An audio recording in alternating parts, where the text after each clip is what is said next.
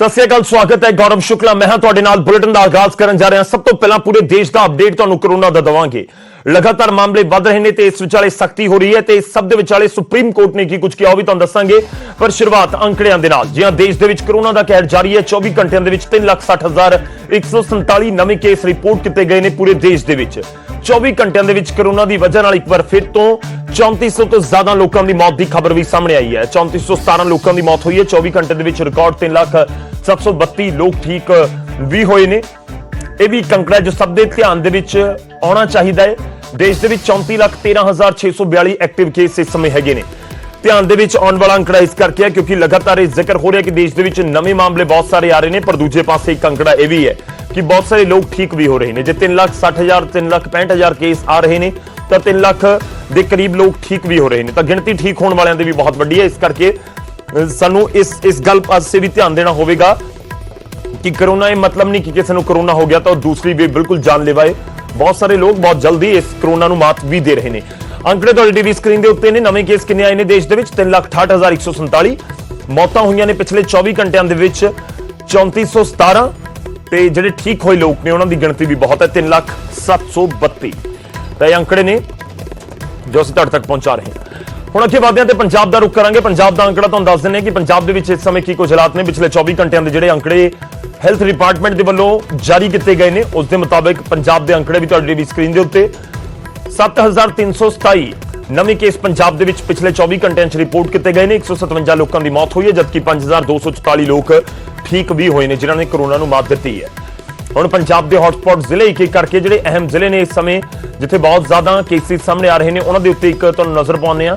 लुधियाना, अमृतसर, मोहाली, जलंधर, पटियाला, बठिंडा, ये सारे जिले ने जो बहुत ज्यादा प्रभावित ने। ये 6 जिलों का हाल तुहाडी टीवी स्क्रीन के उत्ते।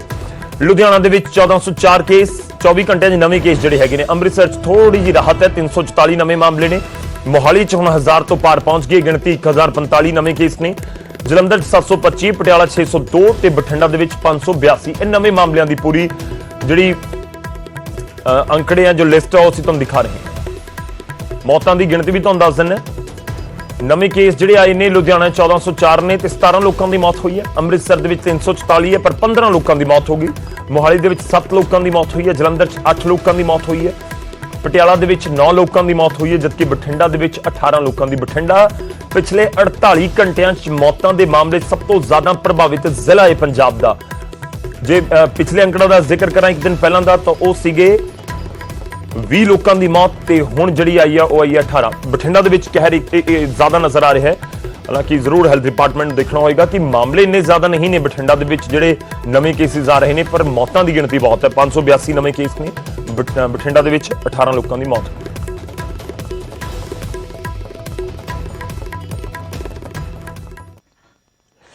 हुण अगे वधदे हां, सीएम कैप्टन ने रिव्यू मीटिंग भी सद्दी है। जी हां, कोरोना के वाधे मामलों के विचाले गुआढ़ी सूबे बहुत सख्ती कर रहे हैं। दिल्ली, हरियाणा के असीं देखिआ है।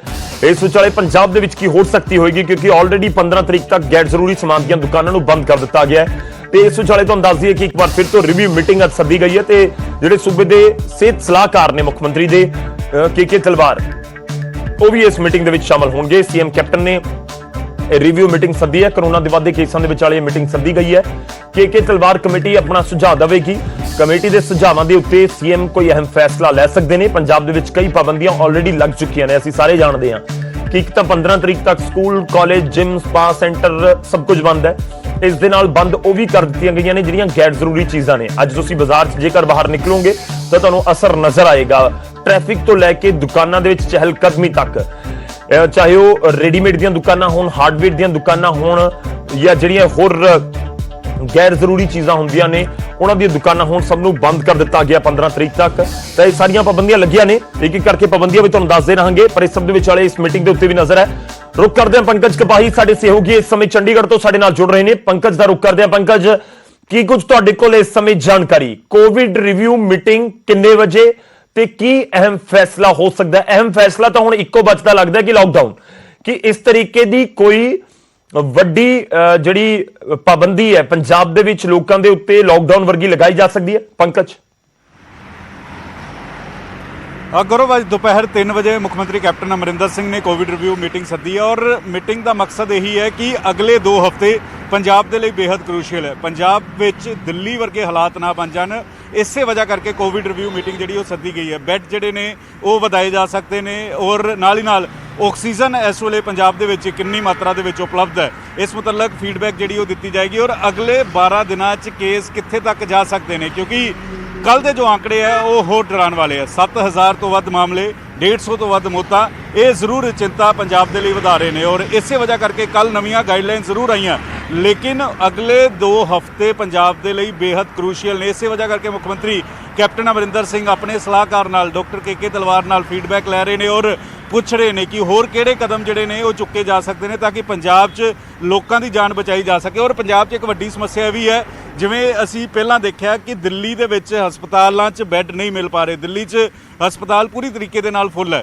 ਪੰਜਾਬ 'ਚ ਵੀ ਕਈ ਥਾਵਾਂ ਤੇ ਅਜਿਹੀ ਹਾਲਤ ਬਣਦੀ ਹੋਈ ਨਜ਼ਰ ਆ ਰਹੀ ਹੈ, ਹਸਪਤਾਲ ਫੁੱਲ ਹੁੰਦੇ ਹੋਏ ਨਜ਼ਰ ਆ ਰਹੇ ਔਰ ਇਸੇ ਵਜ੍ਹਾ ਕਰਕੇ ਮੁੱਖ ਮੰਤਰੀ ਕੈਪਟਨ ਅਮਰਿੰਦਰ ਸਿੰਘ ਨੇ ਮੀਟਿੰਗ ਸੱਦੀ ਹੈ ਔਰ ਮੁੱਖ ਮੰਤਰੀ ਨੇ ਇਹ ਕਿਹਾ ਸੀਗਾ ਕਿ ਲੋਕਡਾਊਨ ਹੀ ਆਖਰੀ ਵਿਕਲਪ ਹੈ। ਕੱਲ੍ਹ ਜਿਹੜੀਆਂ ਨਵੀਆਂ ਗਾਈਡਲਾਈਨ ਆਈਆਂ ਮਿੰਨੀ ਲੋਕਡਾਊਨ ਦੇ ਤੌਰ ਤੇ ਉਹਨੂੰ ਦੇਖਿਆ ਜਾ ਰਿਹਾ ਹੈ, ਕਿਉਂਕਿ ਅਗਰ ਪੰਜਾਬ 'ਚ ਹੁਣ ਐਂਟਰੀ ਕਰਨੀ ਹੋਏਗੀ ਤਾਂ ਅਗਲੇ ਪਿਛਲੇ 72 ਘੰਟਿਆਂ ਦੀ ਕੋਵਿਡ ਦੀ ਨੈਗੇਟਿਵ ਰਿਪੋਰਟ ਜਿਹੜੀ ਹੈ ਉਹ ਨਾਲ ਲੈ ਕੇ ਆਣੀ ਹੋਏਗੀ। ਤਾਂ ਅੱਜ ਦੀ ਮੀਟਿੰਗ ਤੋਂ ਬਾਅਦ ਪੰਜਾਬ 'ਚ ਕਿੰਨੀ ਹੋਰ ਸਖਤੀ ਹੋਏਗੀ ਇਹ ਮੀਟਿੰਗ ਤੋਂ ਬਾਅਦ ਹੀ ਪਤਾ ਲੱਗ ਪਾਏਗਾ। ਡਾਕਟਰ ਕੇ ਤਲਵਾਰ ਹੋਰਾਂ ਦੇ ਨਾਲ ਕਾਫੀ ਅਹਿਮ ਮੀਟਿੰਗ ਦੁਪਹਿਰ 3 ਵਜੇ ਗੌਰਵ ਮੰਨੀ ਜਾ ਰਹੀ ਹੈ। ਠੀਕ ਹੈ, 3 ਵਜੇ ਮੀਟਿੰਗ ਆਪਾਂ ਡੇਟ ਤੌਰ ਤੋਂ ਲੈਂਦੇ ਰਹਾਂਗੇ ਪੰਕਜ, ਪਰ ਜਿਸ ਤਰੀਕੇ ਨਾਲ ਤੁਸੀਂ ਕਹਿ ਰਹੇ ਹੋ ਕਿ ਡਾਕਟਰ ਕੇ ਤਲਵਾਰ ਦੇ ਨਾਲ ਅਹਿਮ ਮੀਟਿੰਗ ਹੈ, ਕਿਉਂਕਿ ਆਲਰੇਡੀ ਅਸੀਂ ਹਰਿਆਣਾ ਦੇ ਵਿੱਚ ਦੇਖੀਏ ਮੁਕੰਮਲ ਲਾਕਡਾਊਨ ਹੈ, ਦਿੱਲੀ ਦੇ ਵਿੱਚ ਤਾਂ ਤੀਜੀ ਵਾਰ ਲਾਕਡਾਊਨ ਵਧਾ ਦਿੱਤਾ ਗਿਆ, ਉੱਥੇ ਵੀ ਲਾਕਡਾਊਨ ਦੇ ਵਿੱਚ ਇਜ਼ਾਫਾ ਕੀਤਾ ਗਿਆ ਤਾਂ ਕਿ ਪੰਜਾਬ ਦੇ ਵਿੱਚ ਵੀ ਇਸ ਤਰੀਕੇ ਦੀ ਕੋਈ ਪਾਬੰਦੀ ਲਗਾਈ ਜਾ ਸਕਦੀ ਹੈ ਜਾਂ ਪੰਜਾਬ ਵੀ ਉਸ ਵਾਲੇ ਪਾਸੇ ਵੱਧ ਰਿਹਾ ਹੈ। ਇਹ ਇੱਕ ਵੱਡਾ ਸਵਾਲ ਜ਼ਰੂਰ ਹੈ, ਪਰ ਇਸ ਸਭ ਦੇ ਵਿਚਾਲੇ ਲੋਕਾਂ ਨੂੰ ਵੀ ਸੁਣਨਾ ਹੋਏਗਾ ਸਰਕਾਰ ਨੂੰ, ਜਿਹੜੇ ਲੋਕ ਕਹਿੰਦੇ ਨੇ ਕਿ ਦਿੱਕਤਾਂ ਬਹੁਤ ਸਾਰੀਆਂ ਨੇ। ਜੇਕਰ ਤੁਸੀਂ ਲਾਕਡਾਊਨ ਲਗਾਉਂਦੇ ਹੋ ਤਾਂ ਜਿਹੜੇ ਕੰਮਕਾਜ ਨੇ ਉਹ ਬਿਲਕੁਲ ਠੱਪ ਹੋ ਜਾਂਦੇ ਨੇ, ਪਰ ਇਹ ਵੀ ਪੁਆਇੰਟ ਹੈ ਕਿ ਇਸ ਸਮੇਂ 15 ਦਿਨ ਤੱਕ 15 ਤਰੀਕ ਤੱਕ ਜਿਹੜੀਆਂ ਦੁਕਾਨਾਂ ਬੰਦ ਕੀਤੀਆਂ ਗਈਆਂ ਨੇ, ਜਿਹੜੀਆਂ ਗੈਰ ਜ਼ਰੂਰੀ ਸਮਾਨ ਦੀਆਂ ਨੇ, ਤਾਂ ਦਿੱਕਤ ਤਾਂ ਉਹਨਾਂ ਨੂੰ ਵੀ ਆ ਰਹੀ ਹੈ ਤੇ ਉਹਨਾਂ ਦੇ ਨਾਲ ਬਹੁਤ ਵੱਡਾ ਇੱਕ ਖੇਤਰ ਹੈ ਜਿਹੜਾ ਲੇਬਰ ਕਲਾਸ ਦਾ ਜੁੜਿਆ ਹੁੰਦਾ ਹੈ, ਜਿਹੜੇ ਮਜ਼ਦੂਰ ਵਰਗ ਜੁੜਿਆ ਹੁੰਦਾ ਹੈ, ਕਿਉਂਕਿ ਜੇਕਰ ਹਾਰਡਵੇਅਰ ਦੀਆਂ ਦੁਕਾਨਾਂ ਤੇ ਕੰਮ ਨਹੀਂ ਹੈ ਤਾਂ ਫਿਰ ਉਸ ਦਾ ਅਸਰ ਮਜ਼ਦੂਰ ਵਰਗ ਤੇ ਪਏਗਾ। ਜੇਕਰ ਹੋਰ ਜਿਹੜੀਆਂ ਸਰਵਿਸ ਸੈਂਟਰਸ ਬੰਦ ਕੀਤੇ ਗਏ ਨੇ ਉਹਨਾਂ ਦਾ ਅਸਰ ਸਿੱਧਾ ਲੇਬਰ ਕਲਾਸ ਦੇ ਉੱਤੇ ਪਏਗਾ। ਤਾਂ ਇਹ ਉਹ ਲੋਕ ਨੇ ਜੋ ਰੋਜ਼ਾਨਾ ਕਰਕੇ ਖਾਂਦੇ ਨੇ, ਯਾਨੀ ਕਿ ਜਿਨ੍ਹਾਂ ਨੇ ਕਮਾਣਾ ਹੈ ਤੇ ਸ਼ਾਮ ਨੂੰ ਖਾਣਾ ਹੈ, ਤਾਂ ਇਹ ਲੋਕਾਂ ਦਾ ਕੀ ਹੋਏਗਾ, ਆਮ ਲੋਕਾਂ ਦਾ ਕੀ ਹੋਏਗਾ, ਇੱਕ ਵੱਡਾ ਸਰਕਾਰ ਦੇ ਸਾਹਮਣੇ ਸਵਾਲ ਲਾਜ਼ਮੀ ਤੌਰ ਦੇ ਉੱਤੇ। ਸ਼ੁਕਰੀਆ ਪੰਕਜ, ਧੰਨਵਾਦ ਫਿਲਹਾਲ ਇਸ ਪੂਰੀ ਜਾਣਕਾਰੀ ਦੇ ਲਈ।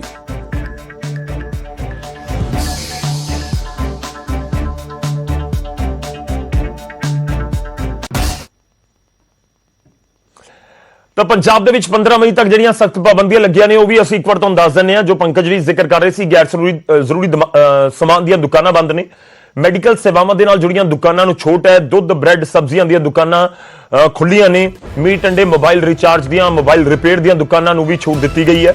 ਹਫ਼ਤਾਵਾਰੀ ਮੰਡੀਆਂ ਤੇ ਵੀ ਰੋਕ ਲਗਾ ਦਿੱਤੀ ਗਈ ਹੈ। ਕਾਰ ਅਤੇ ਗੱਡੀ ਦੇ ਵਿੱਚ 2 ਲੋਕ ਹੀ ਬੈਠ ਸਕਣਗੇ। ਮਰੀਜ਼ਾਂ ਨੂੰ ਹਸਪਤਾਲ ਲਿਜਾਣ ਵਾਲੇ ਵਾਹਨਾਂ ਨੂੰ ਛੋਟ ਹੋਵੇਗੀ। ਦੋਪਹੀਆ ਵਾਹਨ ਤੇ ਇੱਕ ਸਵਾਰੀ ਨੂੰ ਇਜਾਜ਼ਤ ਹੈ। ਇੱਕ ਪਰਿਵਾਰ ਦੇ 2 ਲੋਕਾਂ ਨੂੰ ਹੁਣ ਛੋਟ ਹੋਵੇਗੀ। ਪਬਲਿਕ ਟਰਾਂਸਪੋਰਟ ਦੇ ਵਿੱਚ 50% ਸਵਾਰੀਆਂ ਨੂੰ ਇਜਾਜ਼ਤ ਹੈ। ਪਹਿਲਾਂ ਦੀ ਤਰ੍ਹਾਂ ਵਿਆਹ ਦਾ ਕੋਈ ਸਮਾਗਮ ਹੈ, ਕੋਈ ਸੰਸਕਾਰ ਦਾ ਮੌਕਾ ਹੈ, 10 ਲੋਕਾਂ ਤੋਂ ਵੱਧ ਇਕੱਠ ਨਹੀਂ ਹੋ ਸਕਦਾ। ਧਾਰਮਿਕ, ਸਿਆਸੀ, ਸਮਾਜਿਕ ਇਕੱਠ ਪੂਰੀ ਤਰ੍ਹਾਂ ਦੇ ਨਾਲ ਬੰਦ ਨੇ। ਹੁਕਮਾਂ ਦੀ ਉਲੰਘਣਾ ਕਰਨ ਵਾਲਿਆਂ ਦੇ ਖਿਲਾਫ ਕੇਸ ਦਰਜ ਹੋਏਗਾ। ਇਕੱਠ ਦੇ ਲਈ ਥਾਂ ਦੇਣ ਵਾਲੇ, ਟੈਂਟ ਦੇਣ ਵਾਲਿਆਂ ਦੇ ਖਿਲਾਫ ਵੀ ਕਾਰਵਾਈ ਹੋਵੇਗੀ। ਵਿਦਿਅਕ ਅਦਾਰੇ ਬੰਦ ਰਹਿਣਗੇ ਪਰ ਸਟਾਫ ਹੋਵੇਗਾ। ਸਾਰੇ ਸਰਕਾਰੀ ਦਫ਼ਤਰਾਂ ਦੇ ਵਿੱਚ 50% ਸਟਾਫ ਹੋਵੇਗਾ। ਰੈਸਟੋਰੈਂਟ, ਢਾਬਿਆਂ ਤੋਂ ਸਿਰਫ ਟੇਕ ਅਵੇ ਦੀ ਸਰਵਿਸ ਮਿਲੇਗੀ। ਬਾਹਰ ਤੋਂ ਆਉਣ ਵਾਲਿਆਂ ਦੇ ਲਈ ਕਰੋਨਾ ਦੀ ਨੈਗੇਟਿਵ ਰਿਪੋਰਟ ਵੀ ਜ਼ਰੂਰੀ ਹੈ। 72 ਘੰਟਿਆਂ ਤੱਕ ਪੁਰਾਣੀ ਰਿਪੋਰਟ ਹੀ ਮੰਨੀ ਜਾਵੇਗੀ। 2 ਹਫ਼ਤੇ ਪੁਰਾਣਾ ਵੈਕਸੀਨੇਸ਼ਨ ਸਰਟੀਫਿਕੇਟ ਵਿਖਾਉਣਾ ਹੋਵੇਗਾ।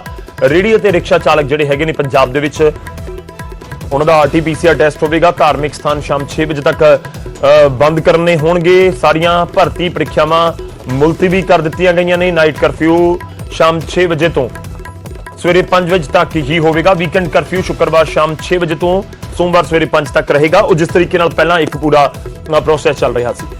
ਅਸੀਂ ਕੋਸ਼ਿਸ਼ ਕਰਾਂਗੇ ਕਿ ਪੰਜਾਬ ਦੇ ਵਿੱਚ ਨਵੀਆਂ ਹਦਾਇਤਾਂ ਦੀ ਕਿੰਨੀ ਕੁ ਪਾਲਣਾ ਹੋ ਰਹੀ ਹੈ ਉਹ ਜਾਣੀਏ, ਤੁਹਾਡੇ ਤੱਕ ਪਹੁੰਚਾ ਸਕੀਏ ਤੇ ਇਸ ਦਾ ਅਸਰ ਕਿਸ ਤਰੀਕੇ ਦੇ ਨਾਲ ਨਜ਼ਰ ਆ ਰਿਹਾ ਹੈ ਉਹ ਵੀ ਅਸੀਂ ਆਪਣੇ ਦਰਸ਼ਕਾਂ ਤੱਕ ਪਹੁੰਚਾ ਸਕੀਏ।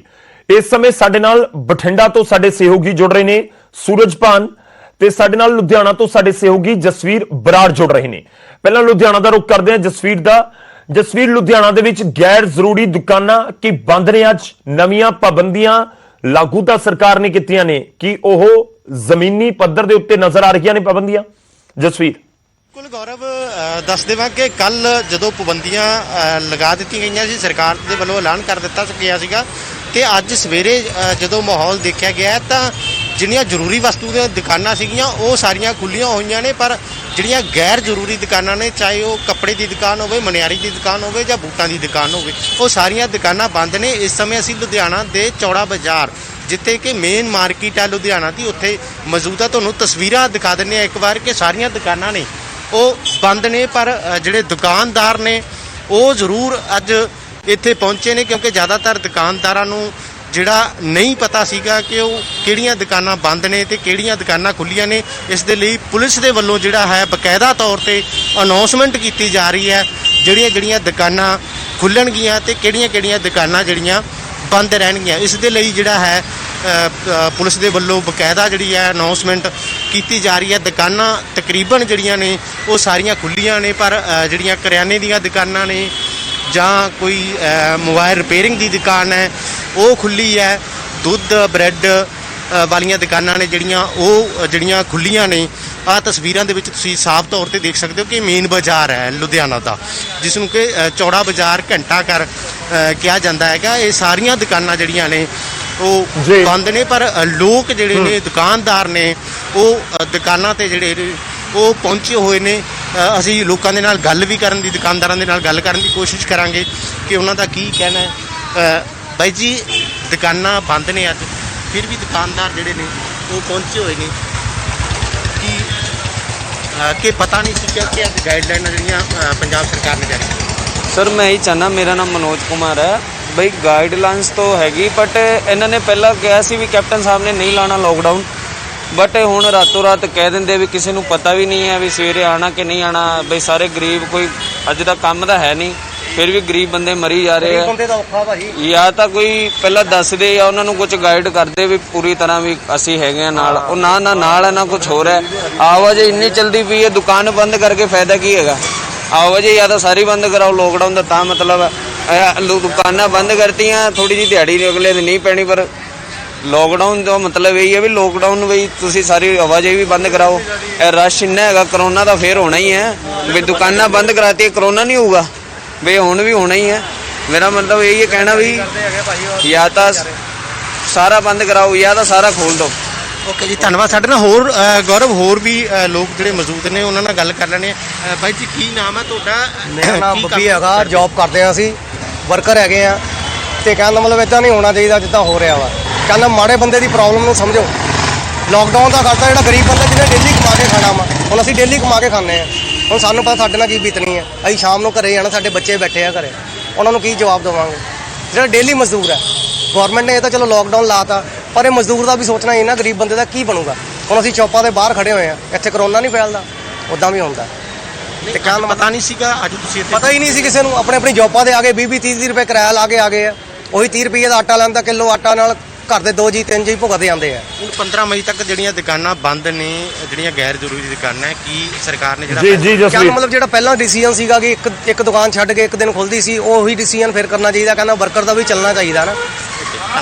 ਗੌਰਵ, ਬਿਲਕੁਲ ਜਿਹੜੇ ਦੁਕਾਨਦਾਰ ਨੇ ਤੇ ਦਿਹਾੜੀਦਾਰ ਨੇ, ਜਾਨੀ ਕਿ ਜਿਹੜੇ ਮੁੰਡੇ ਕੰਮ ਕਰਦੇ ਨੇ, ਉਹ ਜ਼ਰੂਰ ਕਨਫਿਊਜ਼ ਨੇ, ਕਿਉਂਕਿ ਸਰਕਾਰ ਦੇ ਵੱਲੋਂ ਪਹਿਲਾਂ ਇਹਨਾਂ ਦਾ ਮੁਤਾਬਕ ਕਿਹਾ ਗਿਆ ਸੀਗਾ ਕਿ ਲੋਕਡਾਊਨ ਨਹੀਂ ਲੱਗੇਗਾ, ਪਰ ਰਾਤ ਜਿਹੜਾ ਐਲਾਨ ਕੱਲ ਕੀਤਾ ਗਿਆ ਹੈਗਾ ਲੋਕਡਾਊਨ ਦਾ, ਉਹਦੇ ਨਾਲ ਕਨਫਿਊਜ਼ਨ ਹੋ ਗਈ, ਕਿਉਂਕਿ ਦੂਰੋਂ ਜਿਹੜੇ ਲੋਕ ਆਪਣਾ ਕਿਰਾਇਆ ਲਗਾ ਕੇ ਇੱਥੇ ਪਹੁੰਚੇ ਸਨ, ਪਰ ਇੱਥੇ ਆ ਕੇ ਪਤਾ ਲੱਗਿਆ ਕਿ ਦੁਕਾਨਾਂ ਜਿਹੜੀਆਂ ਨੇ ਅੱਜ ਉਹ ਬੰਦ ਹੋਣਗੀਆਂ।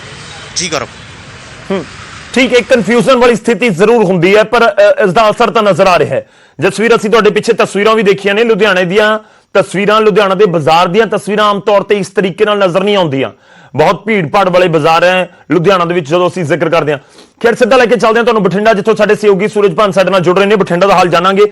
ਸੂਰਜ, ਬਠਿੰਡਾ ਦਾ ਜ਼ਰਾ ਹਾਲ ਦੱਸੋਗੇ। ਉੱਥੇ ਲੋਕਾਂ ਨੂੰ ਕੋਈ ਕਨਫਿਊਜ਼ਨ ਤਾਂ ਨਹੀਂ, ਖਾਸ ਤੌਰ ਤੇ ਦੁਕਾਨਦਾਰਾਂ ਨੂੰ, ਕਿ ਉਹ ਸਵੇਰੇ ਪਹੁੰਚ ਕੇ ਆਪਣੀਆਂ ਦੁਕਾਨਾਂ ਬੰਦ ਕਰਨ? ਕੀ ਇਸ ਸਮੇਂ ਸਥਿਤੀ ਹੈ ਕਿ ਬਾਕੀ ਦੁਕਾਨਾਂ ਬੰਦ ਹੋਈਆਂ ਜਾਂ ਨਹੀਂ ਹੋਈਆਂ? ਗੌਰਵ, ਕਹਿੰਦੇ ਤਸਵੀਰਾਂ ਕਦੇ ਝੂਠ ਨਹੀਂ ਬੋਲਦੀਆਂ, ਤੇ ਇਸ ਵਾਰੀ ਤੁਹਾਨੂੰ ਤਸਵੀਰਾਂ ਹਾਲਾਤ ਕਿਨੇ ਬਠਿੰਡਾ ਦੇ ਔਰ ਕਿਸ ਤਰ੍ਹਾਂ ਦੀ ਸਖਤੀ ਬਠਿੰਡਾ ਦੇ ਬਾਜ਼ਾਰਾਂ ਦੇ ਵਿੱਚ ਤੁਹਾਨੂੰ ਨਜ਼ਰ ਆ ਰਹੀ ਹੋਏਗੀ।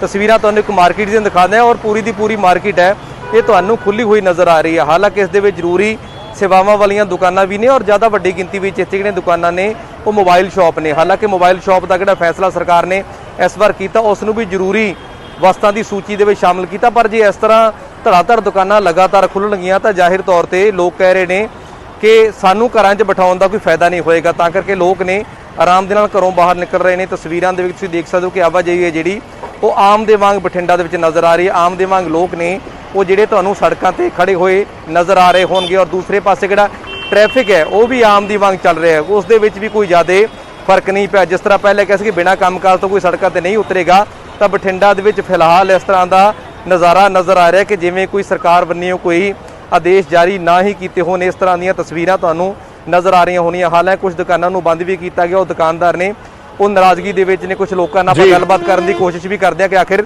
ਲੋਕ ਕੀ ਸੋਚਦੇ ਨੇ। ਬਾਈ ਜੀ ਕਿਵੇਂ ਸੋਚਦੇ ਹੋ, ਕੀ ਲੱਗਦਾ ਕਿ ਲੋਕਡਾਊਨ ਵਰਗੀ ਸਥਿਤੀ ਹੈਗੀ ਹੈ? ਜੋ ਸਰਕਾਰ ਨੇ ਬਿਨਾਂ ਕਿਸੇ ਨੂੰ ਜਾਣਕਾਰੀ ਦਿੱਤੇ ਸਿਰਫ ਕਾਗਜ਼ੀ ਹੀ ਲੋਕਡਾਊਨ ਲਗਾ ਦਿੱਤਾ, ਉਸ ਨਾਲ ਜਿੱਥੇ ਦੁਕਾਨਦਾਰਾਂ 'ਚ ਵੀ ਡਰ ਆ ਤੇ ਆਮ ਲੋਕਾਂ 'ਚ ਵੀ ਹੈ, ਪਰ ਲੋਕਡਾਊਨ ਵਾਲੀ ਕੋਈ ਸਥਿਤੀ ਨਹੀਂ ਹੈ। ਲੱਗਦਾ ਲੋਕ ਕਿੰਨੇ ਕਬੀਰ ਨੇ? ਬਿਲਕੁਲ ਵੀ ਨਹੀਂ। ਇਸ ਟਾਈਮ ਜੋ ਮਾਹੌਲ ਚੱਲ ਰਿਹਾ ਉਸ ਨੂੰ ਲੈ ਕੇ ਲੋਕ ਬਿਲਕੁਲ ਵੀ ਨਾ ਤਾਂ ਜਾਗਰੂਕ ਹਨ ਅਤੇ ਨਾ ਹੀ ਕਿਸੇ ਤਰ੍ਹਾਂ ਦੀ ਸੁਰੱਖਿਆ ਦਾ ਕੋਈ ਪਾਲਣ ਕਰ ਰਹੇ ਹਨ। ਪਰ ਦੂਜਾ ਨਾ ਹੀ ਸਰਕਾਰ ਵੱਲੋਂ ਵੀ ਕੋਈ ਇਸ ਤਰੀਕੇ ਦਾ ਕੋਈ ਸਿਸਟਮ ਨਹੀਂ ਬਣਾਇਆ ਜਾ ਰਿਹਾ ਕਿ ਲੋਕ ਉਸ ਚੀਜ਼ ਦੇ ਪ੍ਰਤੀ ਅਵੇਅਰ ਹੋ ਸਕਣ। ਤੁਹਾਡੇ ਵਿੱਚ ਮਾਰਕੀਟ ਸਾਰੀ ਖੁੱਲੀ ਹੈ ਮੋਬਾਈਲ ਸ਼ਾਪ? ਬਿਲਕੁਲ, ਉਹਦਾ ਕਾਰਨ ਇਹੀ ਹੈ ਖੁੱਲ੍ਹਣ ਦਾ ਕਿ ਸਰਕਾਰ ਵੱਲੋਂ ਕੋਈ ਵੀ ਪ੍ਰੋਪਰ ਤਰੀਕੇ ਨਾਲ ਆਦੇਸ਼ ਜਾਰੀ ਨਹੀਂ ਕੀਤੇ ਗਏ। ਬਿਲਕੁਲ ਕਹਿ ਰਹੇ ਕਿ ਸਰਕਾਰ ਵੱਲੋਂ ਆਦੇਸ਼ ਬੇਸ਼ੱਕ ਜਾਰੀ ਕੀਤੇ ਗਏ ਪਰ ਪ੍ਰੋਪਰ ਤਰੀਕੇ ਨਾਲ ਲੋਕ ਕਹਿ ਰਹੇ ਸਾਨੂੰ ਪਤਾ ਨਹੀਂ। ਤਸਵੀਰਾਂ ਤੁਸੀਂ ਦੇਖੋ ਕਿ ਰੂਟੀਨ ਵਾਂਗ ਤਸਵੀਰਾਂ ਨੇ। ਰਸ਼ ਤੁਹਾਨੂੰ ਨਜ਼ਰ ਆ ਰਿਹਾ ਕਿ ਕਿਸ ਤਰ੍ਹਾਂ ਲੋਕ ਨੇ ਜਿਹੜੇ ਆਪਦੇ ਕੰਮਾਂ ਕਾਜਾਂ ਤੇ ਜਾ ਰਹੇ ਨੇ, ਰੂਟੀਨ ਦੇ ਵਿੱਚ ਨਿਕਲ ਰਹੇ ਨੇ।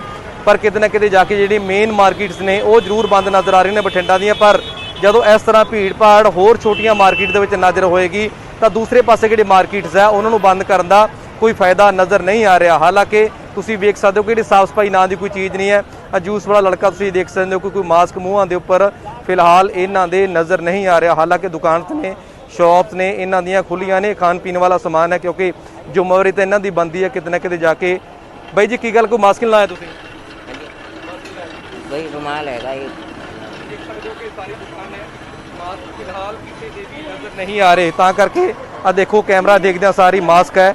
ਉਹ ਅੰਕਲ ਦੀ ਵੀ ਯਾਦ ਆ ਗਿਆ, ਦੁਕਾਨਦਾਰ ਨੇ, ਬੱਚੇ ਛੋਟੇ ਛੋਟੇ ਦੇਖ ਸਕਦੇ ਨੇ, ਇਹਨਾਂ ਦੇ ਵੀ ਮਾਸਕ ਹੈ। ਫਿਲਹਾਲ ਮੂੰਹ ਦੇ ਉੱਪਰ ਨਜ਼ਰ ਨਹੀਂ ਆ ਰਿਹਾ। ਤਾਂ ਕਰਕੇ ਲੋਕ ਨਹੀਂ ਬੇਪਰਵਾਹ ਨਹੀਂ। ਲੱਗਦਾ ਨਹੀਂ ਤੁਹਾਨੂੰ ਮਾਸਕ ਪਾਉਣਾ ਚਾਹੀਦਾ? ਤੁਸੀਂ ਸਿਆਣੇ ਬਣੇ ਬੈਠੇ ਹੋ ਬਿਨਾਂ ਮਾਸਕ। ਉਹ ਸਾਹ ਚੜਦਾ ਸੀ ਮੈਨੂੰ, ਮੈਂ ਤਾਂ ਦਵਾਈ ਲੈ ਕੇ ਤਾਂ ਲਾਇਆ, ਜੇਬ 'ਚ ਪਾਇਆ। ਬੱਚਿਆਂ ਨੇ ਵੀ ਲੱਗਿਆ। ਬੱਚੇ ਸਾਰੇ ਲਾਈ ਬੈਠੇ ਆ, ਬੱਚੇ ਮੇਰੇ ਥੋੜਾ ਹੀ ਆ। ਉਹ ਆਪਣਾ ਚਾਹ ਪਾਣੀ ਪੀਣ ਆਏ ਇੱਥੇ, ਮੈਂ ਨਹੀਂ ਕਿਹਾ। ਬਜ਼ੁਰਗ ਕਹਿੰਦੇ ਕਿ ਸਾਨੂੰ ਦਮੇ ਦੀ ਦਿੱਕਤ ਹੈ ਤਾਂ ਕਰਕੇ ਫਿਲਹਾਲ ਮਾਸਕ ਨਹੀਂ ਲਾਇਆ। ਤਸਵੀਰਾਂ ਤੁਹਾਨੂੰ ਦਿਖਾ ਦਿਆਂ ਕਿ ਕਿਸ ਤਰ੍ਹਾਂ ਜਿਹੜੇ ਲੋਕ ਨੇ ਉਹ ਬੜੇ ਹੀ ਆਰਾਮ ਦੇ ਨਾਲ ਆ ਜਿਹੜੇ ਮਾਰਕੀਟ ਦੇ ਵਿੱਚ ਚੱਲਦੇ ਫਿਰਦੇ ਘੁੰਮਦੇ ਨਜ਼ਰ ਆ ਰਹੇ ਨੇ। ਹਾਲਾਂਕਿ ਕੁਝ ਮਾਰਕੀਟਸ ਨੇ ਜਿਹੜੀਆਂ ਬਠਿੰਡਾ ਦੀਆਂ ਉਹ ਬੰਦ ਵੀ ਨੇ, ਪਰ ਜ਼ਿਆਦਾਤਰ ਬਾਜ਼ਾਰ ਨੇ ਉਹ ਤੁਹਾਨੂੰ ਖੁੱਲੇ ਇਸ ਕਰਕੇ ਨਜ਼ਰ ਆ ਰਹੇ ਨੇ ਕਿਉਂਕਿ ਜ਼ਰੂਰੀ ਸਮਾਨ ਦੀ ਵਿਕਰੀ ਦੇ ਉੱਪਰ ਛੋਟ ਦਿੱਤੀ ਹੋਈ। ਜੂਸ ਦੀ ਸ਼ਾਪ ਤੁਸੀਂ ਦੇਖ ਸਕਦੇ ਹੋ, ਕਰਿਆਨਾ ਸ਼ਾਪ ਦੇਖ ਸਕਦੇ ਹੋ ਔਰ ਖਾਸ ਤੌਰ ਤੇ ਸਭ ਤੋਂ ਵੱਡੀ ਜਿਹੜੀ ਮਾਰਕੀਟ ਹੈ ਮੋਬਾਈਲ ਸ਼ਾਪ ਨੇ ਉਹ ਜ਼ਿਆਦਾ ਵੱਡੀ ਗਿਣਤੀ 'ਚ ਖੜੇ ਹੋਏ ਨੇ। ਲੋਕ ਇਸੇ ਕਰਕੇ ਸਵਾਲ ਖੜੇ ਕਰ ਰਹੇ ਨੇ ਕਿ ਅਗਰ ਮੋਬਾਈਲ ਸ਼ਾਪ ਨੂੰ ਛੋਟ ਦੇਣੀ ਹੈ ਤਾਂ ਚੁਣਿੰਦਾ ਦੁਕਾਨਾਂ ਖੁੱਲੀਆਂ ਜਾਣ ਜਾਂ ਕੋਈ ਸੀਰੀਅਲ ਵਾਈਜ਼ ਕੋਈ ਨੰਬਰ ਰੱਖੇ ਜਾਣ ਕਿ ਇਸ ਮਾਰਕੀਟ ਦੀਆਂ ਇੰਨੀਆਂ ਦੁਕਾਨਾਂ ਖੁੱਲਣੀਆਂ। ਪਰ ਫਿਲਹਾਲ ਤੁਸੀਂ ਤਸਵੀਰਾਂ ਦੇਖ ਸਕਦੇ ਹੋ ਕਿ ਰੂਟੀਨ ਜਾਂ ਆਮ ਵਰਗੇ ਹਾਲਾਤ ਨੇ ਬਠਿੰਡਾ ਦੇ ਔਰ ਬਠਿੰਡਾ 'ਚ ਫਿਲਹਾਲ ਕੋਈ ਸਖਤੀ ਨਾਂ ਦੀ ਚੀਜ਼ ਹੈ ਜਿਹੜੀ ਉਹ ਫਿਲਹਾਲ ਨਜ਼ਰ ਨਹੀਂ ਆ ਰਹੀ ਹੈ। ਠੀਕ ਹੈ, ਸਖਤੀ ਨਾਮ ਦੀ ਚੀਜ਼ ਨਹੀਂ ਨਜ਼ਰ ਆ ਰਹੀ। ਸ਼ੁਕਰੀਆ, ਧੰਨਵਾਦ ਸਾਡੇ ਨਾਲ ਜੁੜਨ ਦੇ ਲਈ ਸੂਰਜ ਤੇ ਜਸਵੀਰ। ਤੁਹਾਡਾ ਵੀ, ਜਸਵੀਰ ਸਾਡੇ ਨਾਲ ਲੁਧਿਆਣਾ ਤੋਂ ਜੁੜੇ ਹੋਏ ਸੀ। ਬਠਿੰਡਾ ਇਸ ਕਰਕੇ ਵੀ ਅਹਿਮ ਹੈ ਕਿਉਂਕਿ ਬਠਿੰਡਾ ਜ਼ਿਲ੍ਹੇ 'ਚ ਪਿਛਲੇ 48 ਘੰਟਿਆਂ 'ਚ ਪੰਜਾਬ 'ਚ ਸਭ ਤੋਂ ਜ਼ਿਆਦਾ ਮੌਤਾਂ ਹੋਈਆਂ ਨੇ। 20 ਜਿਹੜੇ ਪਰਸੋਂ ਅੰਕੜਾ ਆਇਆ ਸੀ, ਜਿਹੜਾ ਕੱਲ ਸ਼ਾਮ ਨੂੰ ਸਰਕਾਰ ਨੇ ਅੰਕੜਾ ਜਾਰੀ ਕੀਤਾ ਉਸ ਦੇ ਵਿੱਚ 18। ਤਾਂ ਲੋਕ ਜੇਕਰ ਨਹੀਂ ਸਮਝ ਰਹੇ ਤਾਂ ਦਿੱਕਤ ਵਧੇਗੀ। ਇਸ ਸਭ ਦੇ ਵਿਚਾਲੇ ਸਾਨੂੰ ਇਹ ਵੀ ਸਮਝਣਾ ਹੋਏਗਾ ਕਿ ਜੇਕਰ ਪਾਬੰਦੀਆਂ ਲੱਗ ਰਹੀਆਂ ਨੇ ਤਾਂ ਫਿਰ ਉਹ ਸਾਡੀ ਸਭ ਦੀ ਸੁਰੱਖਿਆ ਦੇ ਲਈ ਨੇ। ਸਰਕਾਰ ਨੂੰ ਇਹ ਯਕੀਨੀ ਬਣਾਉਣਾ ਹੋਏਗਾ ਕਿ ਕਿਸ ਤਰੀਕੇ ਨਾਲ ਲੋਕਾਂ ਨੂੰ ਦਿੱਕਤ ਨਾ ਆਵੇ, ਉਸ ਨੂੰ ਲੈ ਕੇ ਕੁਝ ਕਦਮ ਚੁੱਕੇ ਜਾਣ। ਪਰ ਦੂਜੇ ਪਾਸੇ ਸਾਨੂੰ ਖੁਦ ਨੂੰ ਕੋਈ ਕੋਰੋਨਾ ਦੀ ਵਜ੍ਹਾ ਨਾਲ ਦਿੱਕਤ ਨਾ ਆਵੇ, ਇਸ ਕਰਕੇ ਸਾਨੂੰ ਖੁਦ ਵੀ ਕਦਮ ਚੁੱਕਣੇ ਹੋਣਗੇ। ਸ਼ੁਕਰੀਆ ਸੂਰਜ, ਧੰਨਵਾਦ ਸਾਡੇ ਨਾਲ ਜੁੜਨ ਦੇ ਲਈ ਇਸ ਪੂਰੀ ਗੱਲਬਾਤ ਲਈ।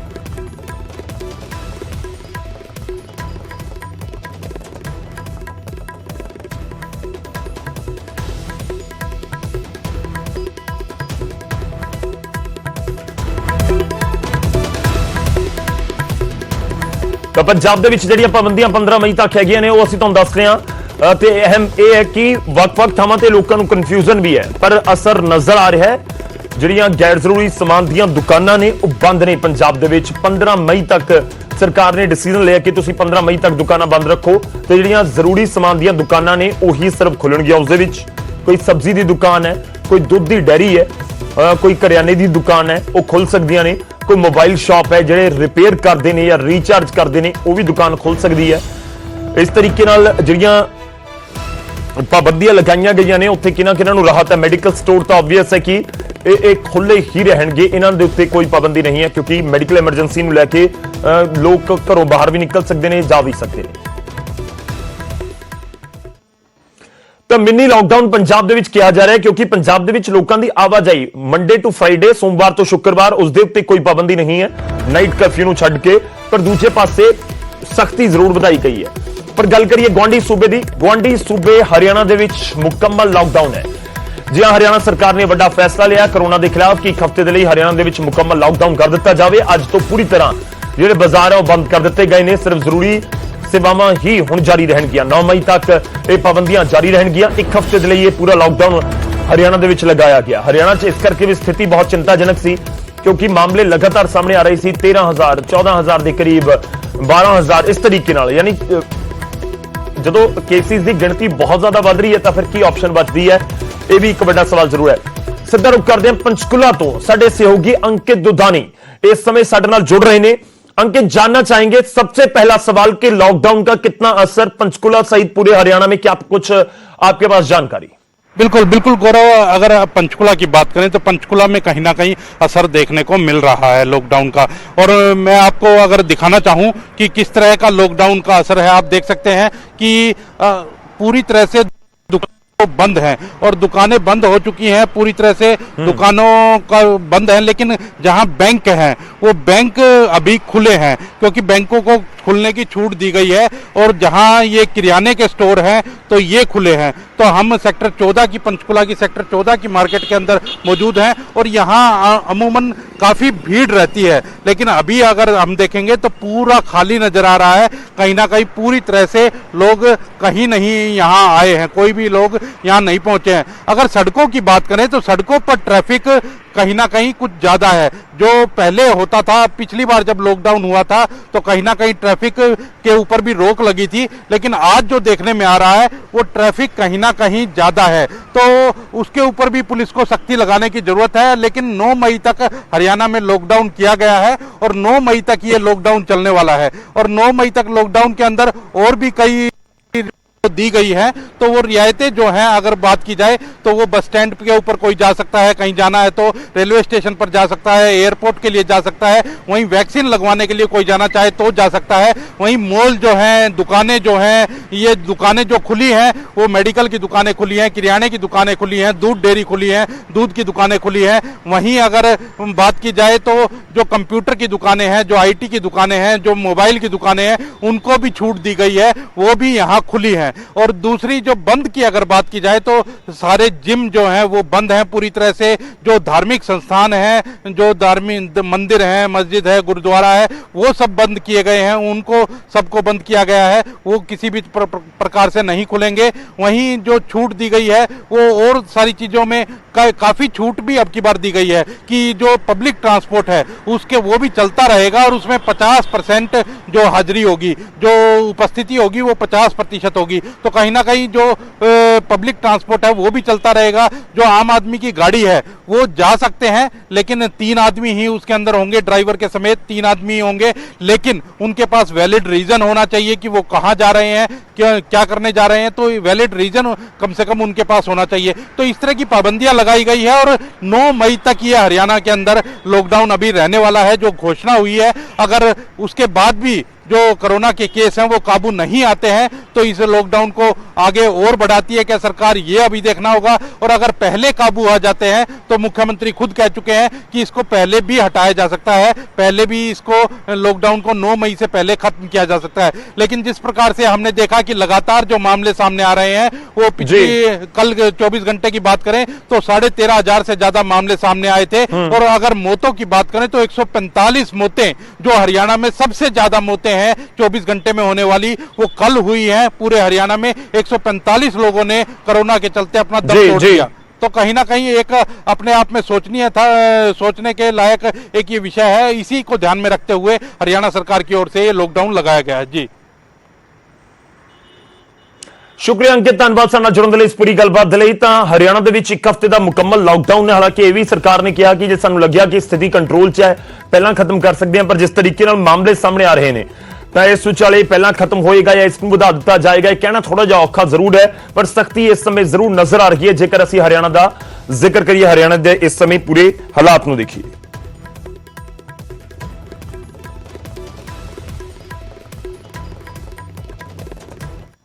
तो हरियाणा के सख्ती एक हफ्ते का लॉकडाउन है। सब विचाले हुण चंडीगढ़ के उत्ते भी सब्दियां नजर ने।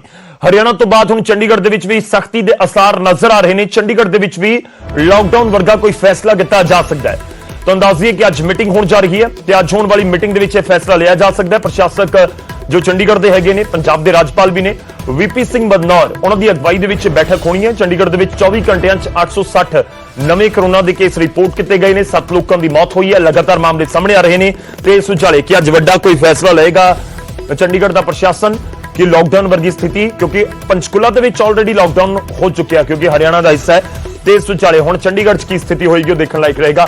सदा रुक करते हैं चंडीगढ़ तो साडे सहयोगी इस समय साडे नाल जुड़ रहे हैं मनोज राठी। मनोज, कितने बजे मीटिंग कि अज लॉकडाउन वर्गा फैसला कोई लिया जा सकता है चंडीगढ़ प्रशासन की इस मीटिंग दे विच? मनोज देखो गौरव, सब तो बड़ी गल है कि हरियाणा की असीं गल कर रहे हैं, पंजाब की असीं गल कर रहे हैं, चंडीगढ़ की। चंडीगढ़ विच अज जिहड़ी मीटिंग होने वाली है, चंडीगढ़ के ਜਿਹੜੇ प्रशासक ने बीपी सिंह बदनौर, वो पहला भी कह चुके हैं क्योंकि जब मीडिया नाल उन्होंने गलबात की सी तो उन्होंने साफ तौर पर कहा सीगा कि ये ट्राई सिटी को देख के असीं काम करते हैं कि पंचकुला या मोहाली कुछ और करे, पंचकुला जिहड़ा है होर कुछ करे या चंडीगढ़, इस तरह पॉसीबल जिहड़ा हैगी वो है ही नहीं, पॉसीबिलिटी नहीं है। तो असीं कह सकते हैं कि अज के जिहड़े संकेत हैं वो किते ना किते बड़े फैसले जिहड़े हैं वो लिए जा सकते, क्योंकि हरियाणा की असीं गल कर रहे पंचकुला की, उत्थे जिहड़ा लॉकडाउन लाया गया है।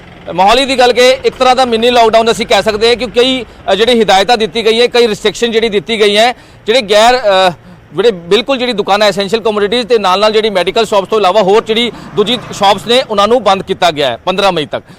ਹੁਣ ਚੰਡੀਗੜ੍ਹ ਦੀ ਵਾਰੀ, ਚੰਡੀਗੜ੍ਹ ਦੀ ਅਸੀਂ ਗੱਲ ਕਰ ਰਹੇ, ਚੰਡੀਗੜ੍ਹ 'ਚ ਵੀ ਜਿਹੜੇ ਰੇਸ਼ੋ ਨੇ, ਜਿਹੜਾ ਗ੍ਰਾਫ ਹੈ ਉਹ ਲਗਾਤਾਰ ਵਧਦਾ ਜਾ ਰਿਹਾ। ਜਿਹੜੇ 7 ਲੋਕਾਂ ਦੀ ਮੌਤ ਹੋਈ ਹੈ ਪਿਛਲੇ 24 ਘੰਟਿਆਂ ਦੀ ਅਸੀਂ ਗੱਲ ਕਰੇ, ਤੁਸੀਂ ਵੀ ਦੱਸਿਆ 860 ਜਿਹੜੇ ਪੋਜ਼ਿਟਿਵ ਕੇਸ ਹੋਏ ਆ।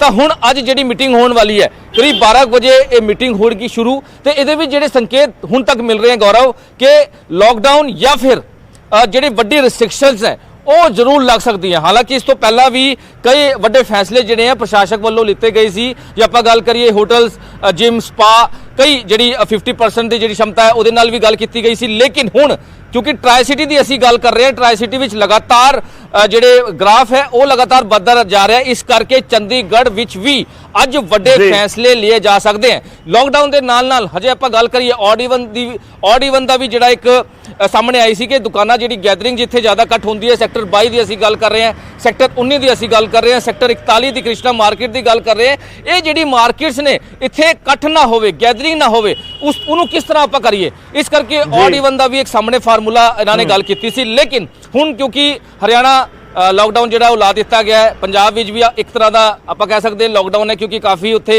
रिस्ट्रिक्शन जिहड़ी है ऑर्डर दिते गए हैं। लेकिन हुण चंडीगढ़ की वारी है क्योंकि चंडीगढ़ मोहाली की असीं गल करें, पूरा जिहड़ा मूवमेंट है पंचकुला ट्राई सिटी का जिहड़ा मूवमेंट है वो किते ना किते अंदर बाहर हुंदा है। इस करके चंडीगढ़ विच भी वड्डे फैसले अज लिए जा सकते हैं, जिहड़ी रिस्ट्रिक्शनस ने वो लिए जा सकते हैं, क्योंकि चंडीगढ़ विच भी जिहड़े केसिस है वो लगातार वाधा होए जा रहा है। हालांकि पहला भी हेल्थ डिपार्टमेंट खुद एडवाइजर मनोज परिदा ये गल कह चुके हैं कि जिहड़े बेड्स हैं वो किते ना किते हुण फुल हो चुके हैं, एडमिशन जिहड़ी है वो फुल हो चुकी है। सैक्टर 16 अस्पताल बेड फुल, सैक्टर 32 अस्पताल बेड फुल, धनवंतरी जिहड़ा इन्होंने बनाया सीगा बेड फुल, पंजाब यूनिवर्सिटी इन्होंने हुण बनाया, धर्मशाला जिहड़ी स्थूत धर्मशाला है उत्थे जिहड़ी हैगी उत्थे बनाया, तो किते ना किते हुण जिहड़े एडमिशनस है वो फुल नज़र आ रहे हैं। इस करके जिहड़े बड़े फैसले हैं प्रशासक वल्लों अज दी जिहड़ी मीटिंग है जिहदे विच एडवाइजर मनोज परिदा, पुलिस के जिहड़े DIG ने, होर जिहड़े DC और जिन्ने भी अफसर ने वो एक बड़ा फैसला जिहड़ा है, क्योंकि अज हैल्थ डिपार्टमेंट ते भी एक लिस्ट जिहड़ी है वो मंगी गई है। हैल्थ डिपार्टमेंट के जिहड़े डायरैक्टर ने चंडीगढ़ के उन्होंने वालों एक लिस्ट जिहड़ी है वो दी जाएगी, जिहदे विच ਜਿਹੜੀ ਗਿਣਤੀ ਹੈ ਬੈਡਸ ਦੀ ਜੀ। ਗਿਣਤੀ, ਆਕਸੀਜਨ ਸਿਲੰਡਰ, ਵੈਂਟੀਲੇਟਰਸ, ਇਹ ਸਾਰਿਆਂ ਦੀ ਜਿਹੜੀ ਲਿਸਟ ਹੈ ਉਹ ਤਿਆਰ ਕੀਤੀ ਗਈ ਹੈ। ਉਹਦੇ ਵਿੱਚ ਇੱਕ ਵੱਡਾ ਫੈਸਲਾ ਜਿਹੜਾ ਹੈ ਪ੍ਰਸ਼ਾਸਕ ਵੱਲੋਂ ਲਿੱਤਾ ਜਾਏਗਾ ਕਿ ਜਿਹੜੀ ਹੁਣ ਸਿਚੁਏਸ਼ਨ ਚੱਲ ਰਹੀ ਹੈ, ਹੁਣ ਜਿਹੜੇ ਹਾਲਾਤ ਜਿਹੜੇ ਹੈ ਉਹ ਚੱਲ ਰਹੇ ਚੰਡੀਗੜ੍ਹ ਵਿੱਚ, ਕਿਉਂਕਿ ਐਡਮਿਸ਼ਨ ਜਿਹੜੀ ਹੈ ਉਹ ਮੋਸਟਲੀ ਫੁੱਲ ਹੋ ਚੁੱਕੀ ਹੈ ਗੌਰਵ, ਤਾਂ ਕਿਤੇ ਨਾ ਕਿਤੇ ਚਿੰਤਾ ਦਾ ਵਿਸ਼ੇ ਜ਼ਰੂਰ ਹੈ। ਇਸ ਕਰਕੇ ਵੱਡੇ ਫੈਸਲੇ ਜਿਹੜੇ ਆ ਪ੍ਰਸ਼ਾਸਕ ਵੱਲੋਂ ਲਿੱਤੇ ਜਾਣਗੇ। ਦੁਪਹਿਰ ਨੂੰ ਇਹ ਮੀਟਿੰਗ ਸ਼ੁਰੂ ਹੋਣੀ ਹੈ। ਪਹਿਲਾਂ ਹੈਲਥ ਡਿਪਾਰਟਮੈਂਟ ਨਾਲ ਮੀਟਿੰਗ ਹੋਏਗੀ, ਉਸ ਤੋਂ ਬਾਅਦ ਜਿਹੜੇ ਡੀਸੀ ਨੇ, ਐਡਵਾਈਜ਼ਰ ਨੇ, ਉਹਨਾਂ ਵੱਲੋਂ ਮੀਟਿੰਗ ਕੀਤੀ ਜਾਏਗੀ। ਉਸ ਤੋਂ ਬਾਅਦ ਵੱਡੇ ਫੈਸਲੇ ਜਿਹੜੇ ਆ ਉਹ ਲਿੱਤੇ ਜਾ ਸਕਦੇ ਨੇ। ਸੰਕੇਤ ਪੂਰੇ ਨੇ ਕਿ ਵੱਡੇ ਫੈਸਲੇ ਜਾਂ ਲਾਕਡਾਊਨ ਜਿਹੜੀ ਸਿਚੁਏਸ਼ਨ ਹੈ ਉਹ ਹੋ ਸਕਦੀ ਹੈ ਗੌਰਵ। ਸ਼ੁਕਰੀਆ ਮਨੋਜ, ਧੰਨਵਾਦ ਸਾਡੇ ਨਾਲ ਜੁੜਨ ਦੇ ਲਈ। ਇਸ ਪੂਰੀ ਗੱਲਬਾਤ ਦੇ ਲਈ ਤਾਂ 2-3 ਆਪਸ਼ਨਸ ਨਜ਼ਰ ਆ ਰਹੀਆਂ ਨੇ ਚੰਡੀਗੜ੍ਹ ਦੇ ਵਿੱਚ। ਪੁਆਇੰਟ ਨੰਬਰ 1 ਕਿ ਚੰਡੀਗੜ੍ਹ ਦੇ ਵਿੱਚ ਲਾਕਡਾਊਨ ਵਰਗਾ ਕੋਈ ਫੈਸਲਾ ਕਰ ਲਿਆ ਜਾਵੇ, ਜੋ ਇਸ ਸਮੇਂ ਨਜ਼ਰ ਆ ਰਿਹਾ ਹੈ ਕਿ ਪੰਚਕੂਲਾ ਚ ਹੈ ਜਾਂ ਹਰਿਆਣਾ ਦੇ ਵਿੱਚ ਹੈ ਤਾਂ ਚੰਡੀਗੜ੍ਹ ਚ ਵੀ ਕਰ ਦਿਓ। ਤੇ ਦੂਜਾ ਪੁਆਇੰਟ ਜੋ ਮਨੋਜ ਦੱਸ ਰਹੇ ਨੇ ਕਿ ਇੱਕ ਆਡ ਈਵਨ ਵਾਲਾ ਫਾਰਮੂਲਾ ਵੀ ਵਰਤਿਆ ਜਾ ਸਕਦਾ ਹੈ, ਖਾਸ ਤੌਰ ਤੇ ਉਹਨਾਂ ਥਾਵਾਂ ਦੇ ਉੱਤੇ ਜੋ ਬਹੁਤ ਭੀੜ-ਭਾੜ ਵਾਲੇ ਇਲਾਕੇ ਨੇ, ਚਾਹੇ ਉਹ ਸੈਕਟਰ 22 ਦੀ ਮਾਰਕੀਟ ਹੋਵੇ ਜਾਂ ਸੈਕਟਰ 19 ਦੀ ਮਾਰਕੀਟ ਹੋਵੇ ਜਾਂ ਹੋਰ ਥਾਵਾਂ ਹੋਣ। ਪਰ ਦੇਖਣਾ ਹੋਏਗਾ ਕਿ ਕੀ ਕੁਝ ਫੈਸਲਾ ਲਿਆ ਜਾਂਦਾ ਹੈ। ਸ਼ੁਕਰੀਆ ਮਨੋਜ, ਧੰਨਵਾਦ। ਤੁਸੀਂ ਨਜ਼ਰ ਬਣਾਈ ਰੱਖੋ, ਅਸੀਂ ਅਪਡੇਟ ਲਵਾਂਗੇ, ਆਪਣੇ ਦਰਸ਼ਕਾਂ ਤੱਕ ਪਹੁੰਚਾਵਾਂਗੇ ਪਲ-ਪਲ ਦੀ ਅਪਡੇਟ। ਤਾਂ ਬਹੁਤ ਅਹਿਮ ਮੀਟਿੰਗ ਪੰਜਾਬ ਦੀ, ਉਸ ਦੇ ਵਿੱਚ ਲਾਕਡਾਊਨ ਨੂੰ ਲੈ ਕੇ ਕੋਈ ਫੈਸਲਾ ਜਾਂ ਉਸ ਦੇ ਵਿੱਚ ਕੋਈ ਹੋਰ ਸਖਤੀ ਵਧਾਉਣ ਨੂੰ ਲੈ ਕੇ ਕੋਈ ਫੈਸਲਾ ਹੋ ਸਕਦਾ ਹੈ। ਚੰਡੀਗੜ੍ਹ ਦੇ ਵਿੱਚ ਇੱਕ ਹੋਰ ਮੀਟਿੰਗ ਅਹਿਮ, ਚੰਡੀਗੜ੍ਹ ਦੇ ਲੋਕਾਂ ਦੇ ਲਈ ਵੀ ਕੋਈ ਵੱਡੀ ਜਾਣਕਾਰੀ ਥੋੜੀ ਦੇਰ ਦੇ ਵਿੱਚ ਅਸੀਂ ਸਾਂਝੀ ਕਰਾਂਗੇ। ਉਮੀਦ ਕਰਦੇ ਹਾਂ ਕਿ ਲੋਕਾਂ ਨੂੰ ਦਿੱਕਤ ਜਿਸ ਚੀਜ਼ ਦੇ ਨਾਲ ਆਉਂਦੀ ਹੈ ਉਹ ਫੈਸਲਾ ਪ੍ਰਸ਼ਾਸਨ ਨਾ ਕਰੇ, ਯਾਨੀ ਲਾਕਡਾਊਨ ਵਰਗਾ। ਪਰ ਸਰਕਾਰ ਕੋਲ ਜਾਂ ਪ੍ਰਸ਼ਾਸਨ ਕੋਲ ਕੀ ਬਦਲ ਬਚਦੇ ਨੇ, ਲੋਕਾਂ ਦੀ ਜਾਨ ਤੋਂ ਵੱਡਾ ਕੁਝ ਵੀ ਨਹੀਂ, ਇਹ ਲਗਾਤਾਰ ਸਰਕਾਰਾਂ ਕਹਿੰਦੀਆਂ ਆਈਆਂ ਨੇ। ਤਾਂ ਇਸ ਕਰਕੇ ਜ਼ਰੂਰ ਉਸ ਦੇ ਉੱਤੇ ਵੀ ਦੇਖਣਾ ਹੋਏਗਾ ਕਿ ਕੀ ਕੁਝ ਫੈਸਲਾ ਲਿਆ ਜਾਂਦਾ ਹੈ।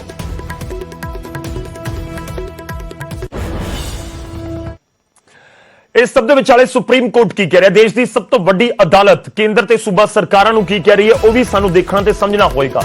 ਜੀ ਹਾਂ, ਸੁਪਰੀਮ ਕੋਰਟ ਦੇ ਵੱਲੋਂ ਇਹ ਕਿਹਾ ਗਿਆ, ਸਲਾਹ ਦਿੱਤੀ ਗਈ ਹੈ ਸੂਬਾ ਤੇ ਕੇਂਦਰ ਸਰਕਾਰਾਂ ਨੂੰ ਕਿ ਜੋ ਇਸ ਸਮੇਂ ਕੋਵਿਡ ਦੀ ਵਜ੍ਹਾ ਨਾਲ ਦੇਸ਼ ਦੇ ਵਿੱਚ ਹਾਲਾਤ ਬਣੇ ਹੋਏ ਨੇ ਕੋਰੋਨਾ ਦੀ ਵਜ੍ਹਾ ਨਾਲ, ਤੇ ਇਸ ਵਿਚਾਲੇ ਤੁਸੀਂ ਲਾਕਡਾਊਨ ਦੇ ਉੱਤੇ ਵਿਚਾਰ ਕਰੋ ਕਿ ਲਾਕਡਾਊਨ ਤੇ ਵਿਚਾਰ ਕਰੋ। ਸੁਪਰੀਮ ਕੋਰਟ ਨੇ ਲਾਕਡਾਊਨ ਤੇ ਵਿਚਾਰ ਕਰਨ ਦੇ ਲਈ ਕਿਹਾ, ਕੇਂਦਰ ਤੇ ਸੂਬਾ ਸਰਕਾਰਾਂ ਲਾਕਡਾਊਨ ਦੇ ਉੱਤੇ ਵਿਚਾਰ ਕਰਨ, ਜਨਤਾ ਦੇ ਹਿੱਤ ਦੇ ਵਿੱਚ ਲਾਕਡਾਊਨ ਦੇ ਉੱਤੇ ਵਿਚਾਰ ਹੋਵੇ, ਲਾਕਡਾਊਨ ਦੇ ਨਾਲ ਪ੍ਰਭਾਵਿਤ ਲੋਕਾਂ ਦੀ ਰੱਖਿਆ ਕੀਤੀ ਜਾਵੇ, ਉਹਨਾਂ ਦਾ ਖਿਆਲ ਰੱਖਿਆ ਜਾਵੇ, ਸਮਾਜਿਕ ਤੇ ਆਰਥਿਕ ਅਸਰ ਘੱਟ ਤੋਂ ਘੱਟ ਹੋਵੇ, ਇਸ ਤਰੀਕੇ ਦਾ ਕੋਈ ਫੈਸਲਾ ਲਵੋ। ਜੋ ਸ਼ੁਰੂਆਤ ਤੋਂ ਅਸੀਂ ਜ਼ਿਕਰ ਕਰਦੇ ਨਜ਼ਰ ਆ ਰਹੇ ਹਾਂ ਕਿ ਇਸ ਸਭ ਦੇ ਵਿਚਾਲੇ ਇੱਕ ਚੀਜ਼ ਤਾਂ ਬੜੀ ਕਲੀਅਰ ਹੈ ਕਿ ਪੰਜਾਬ ਦੇ ਵਿੱਚ, ਹਰਿਆਣਾ ਦੇ ਵਿੱਚ ਜਾਂ ਦੇਸ਼ ਦੇ ਵਿੱਚ ਵੱਖ-ਵੱਖ ਹਿੱਸਿਆਂ ਦੇ ਵਿੱਚ ਮਾਮਲੇ ਬਹੁਤ ਤੇਜ਼ੀ ਨਾਲ ਵੱਧ ਰਹੇ ਨੇ। ਤਾਂ ਇਹਨਾਂ ਨੂੰ ਰੋਕਣ ਦੇ ਲਈ ਜੋ ਜਾਣਕਾਰ ਕਹਿੰਦੇ ਨੇ ਕਿ ਲਾਕਡਾਊਨ ਇੱਕ ਬਦਲ ਹੈ, ਜਾਂ ਤਾਂ ਤੁਸੀਂ ਪਹਿਲਾਂ ਰੋਕ ਲਓ, ਜੇ ਨਹੀਂ ਰੁਕਿਆ ਪਾਬੰਦੀਆਂ ਲਗਾ ਕੇ ਤਾਂ ਫਿਰ ਲਾਕਡਾਊਨ ਵਰਗੀ ਸਥਿਤੀ ਹੈ ਕਿ ਚੇਨ ਤੋੜ ਦਿਓ, ਲੋਕਾਂ ਨੂੰ ਆਪਣੇ ਘਰਾਂ ਦੇ ਵਿੱਚ ਬੰਦ ਕਰ ਦਿਓ, ਜਾਂ ਉਹਨਾਂ ਨੂੰ ਕਹੋ ਕਿ ਤੁਸੀਂ ਆਪਣੇ ਅੰਦਰ ਰਹੋ ਤੇ ਉਸ ਤੋਂ ਬਾਅਦ ਉਹ ਬਾਹਰ ਨਾ ਨਿਕਲਣ, ਤਾਂ ਕਰੋਨਾ ਦੀ ਇਹ ਜਿਹੜਾ ਸਪਰੈਡ ਹੋ ਰਿਹਾ ਅੱਗੇ ਤੋਂ ਅੱਗੇ ਉਹ ਰੁਕ ਜਾਏਗਾ। ਤਾਂ ਹੁਣ ਸਵਾਲ ਇਹੀ ਹੈ ਕਿ ਕਿਸ ਤਰੀਕੇ ਨਾਲ ਹੁਣ ਸਰਕਾਰਾਂ ਫੈਸਲਾ ਲੈਂਦੀਆਂ ਨੇ। ਫਿਲਹਾਲ ਸੁਪਰੀਮ ਕੋਰਟ ਨੇ ਇਹ ਜ਼ਰੂਰ ਹਿਦਾਇਤ ਦਿੱਤੀ ਹੈ ਜਾਂ ਕਹੀਏ ਕਿ ਸਲਾਹ ਦਿੱਤੀ ਹੈ ਕਿ ਤੁਸੀਂ ਵਿਚਾਰ ਕਰੋ, ਕੇਂਦਰ ਸਰਕਾਰ ਨੂੰ ਵੀ, ਸੈਂਟਰ ਸਰਕਾਰ ਨੂੰ ਵੀ ਤੇ ਸਟੇਟ ਸਰਕਾਰ ਨੂੰ। ਅੱਗੇ ਵਧਦੇ ਤੇ ਹੁਣ ਗੱਲ ਵੈਕਸੀਨੇਸ਼ਨ ਦੀ। ਕਰੋਨਾ ਦੇ ਇਸ ਕਾਲ ਦੇ ਵਿੱਚ ਵੱਧਦੇ ਮਾਮਲਿਆਂ ਦੇ ਵਿਚਾਲੇ, ਵੱਧਦੀ ਚਿੰਤਾ ਦੇ ਵਿਚਾਲੇ ਇੱਕੋ ਇੱਕ ਬਦਲ ਹੈ ਸਾਡੇ ਕੋਲ ਕਿ ਅਸੀਂ ਵੈਕਸੀਨੇਸ਼ਨ ਕਰਵਾ ਲਈਏ, ਫਿਰ ਬਚਣ ਦੀ ਚਾਂਸਿਸ ਬਹੁਤ ਜ਼ਿਆਦਾ ਹੁੰਦੇ ਨੇ ਕਿ ਸਾਨੂੰ ਪ੍ਰਭਾਵ ਵੀ ਘੱਟ ਹੋਏਗਾ ਤੇ ਅਸੀਂ ਕਰੋਨਾ ਨੂੰ ਮਾਤ ਵੀ ਦੇ ਲਾਂਗੇ। ਪਰ ਪੰਜਾਬ ਦੇ ਵਿੱਚ ਵੈਕਸੀਨੇਸ਼ਨ ਦੀ ਰਫ਼ਤਾਰ ਮੱਠੀ ਪੈਂਦੀ ਨਜ਼ਰ ਆ ਰਹੀ ਹੈ। ਅਪ੍ਰੈਲ ਦੀ ਸ਼ੁਰੂਆਤ ਦੇ ਵਿੱਚ ਜੋ ਇੱਕ ਸਪੀਡ ਨਜ਼ਰ ਆ ਰਹੀ ਸੀ, ਅਪ੍ਰੈਲ ਦੇ ਐਂਡ ਦੇ ਵਿੱਚ ਉਹ ਸਪੀਡ ਘਟ ਗਈ। ਜਿਵੇਂ ਅਪ੍ਰੈਲ ਦੇ ਵਿੱਚ ਵੈਕਸੀਨੇਸ਼ਨ 'ਚ 25% ਦੀ ਗਿਰਾਵਟ ਆਈ ਹੈ। ਅਪ੍ਰੈਲ ਦੇ ਆਖਰੀ ਹਫ਼ਤੇ ਦੇ ਵਿੱਚ 5,18,000 ਡੋਜ਼ ਹੀ ਲੱਗੀਆਂ, ਜਦਕਿ ਅਪ੍ਰੈਲ ਦੇ ਸ਼ੁਰੂ ਦੇ ਵਿੱਚ ਇਹ ਅੰਕੜਾ 6,60,000 ਦੇ ਪਾਰ ਸੀ। ਯਾਨੀ ਕਿ ਅਪ੍ਰੈਲ ਦਾ ਪਹਿਲਾ ਹਫ਼ਤਾ 6,60,000, ਅਪ੍ਰੈਲ ਦਾ ਆਖਰੀ ਹਫ਼ਤਾ 5.25 ਲੱਖ ਤੋਂ ਵੀ ਨੀਚੇ। ਤਾਂ ਇਹ ਰਫ਼ਤਾਰ ਤਾਂ ਬਹੁਤ ਨੀਚੇ ਆਈ ਹੈ। ਵੈਕਸੀਨੇਸ਼ਨ ਦੀ ਘਾਟ ਦੀ ਵਜ੍ਹਾ ਨਾਲ ਵੀ ਪ੍ਰਭਾਵਿਤ ਹੋਇਆ ਹੈ ਟੀਕਾਕਰਨ ਦੀ ਪੂਰੀ ਮੁਹਿੰਮ, ਕਿਉਂਕਿ ਪੰਜਾਬ ਉਹਨਾਂ ਸੂਬਿਆਂ ਦੇ ਵਿੱਚ ਵੀ ਇੱਕ ਹੈ ਜਿਹੜੇ ਸੂਬਿਆਂ ਦੇ ਵਿੱਚ 18+ ਵੈਕਸੀਨੇਸ਼ਨ ਸ਼ੁਰੂ ਨਹੀਂ ਹੋ ਸਕੀ ਹੈ, ਕਿਉਂਕਿ ਪੰਜਾਬ ਸਰਕਾਰ ਨੇ ਸਾਫ਼ ਕੀਤਾ ਕਿ ਅਸੀਂ ਇਸ ਨੂੰ ਫਿਲਹਾਲ ਦੇ ਲਈ ਮੁਲਤਵੀ ਕਰ ਰਹੇ ਹਾਂ, ਸਾਡੇ ਕੋਲ ਡੋਜ਼ ਹੀ ਨਹੀਂ ਹੈਗੀਆਂ 18+ ਵਾਲਿਆਂ ਵਾਸਤੇ। ਤਾਂ ਜਦੋਂ ਸਾਡੇ ਕੋਲ ਦਵਾਈ ਜਿਹੜੀ ਵੈਕਸੀਨ ਹੈ ਇਹ ਮੁਹੱਈਆ ਕਰਵਾ ਦਿੱਤੀ ਜਾਏਗੀ ਤਾਂ ਅਸੀਂ ਵੈਕਸੀਨੇਸ਼ਨ ਦਾ ਕੰਮ 18 ਸਾਲ ਤੋਂ ਵੱਧ ਉਮਰ ਦੇ ਲੋਕਾਂ ਦੇ ਲਈ ਵੀ ਸ਼ੁਰੂ ਕਰ ਦੇਵਾਂਗੇ।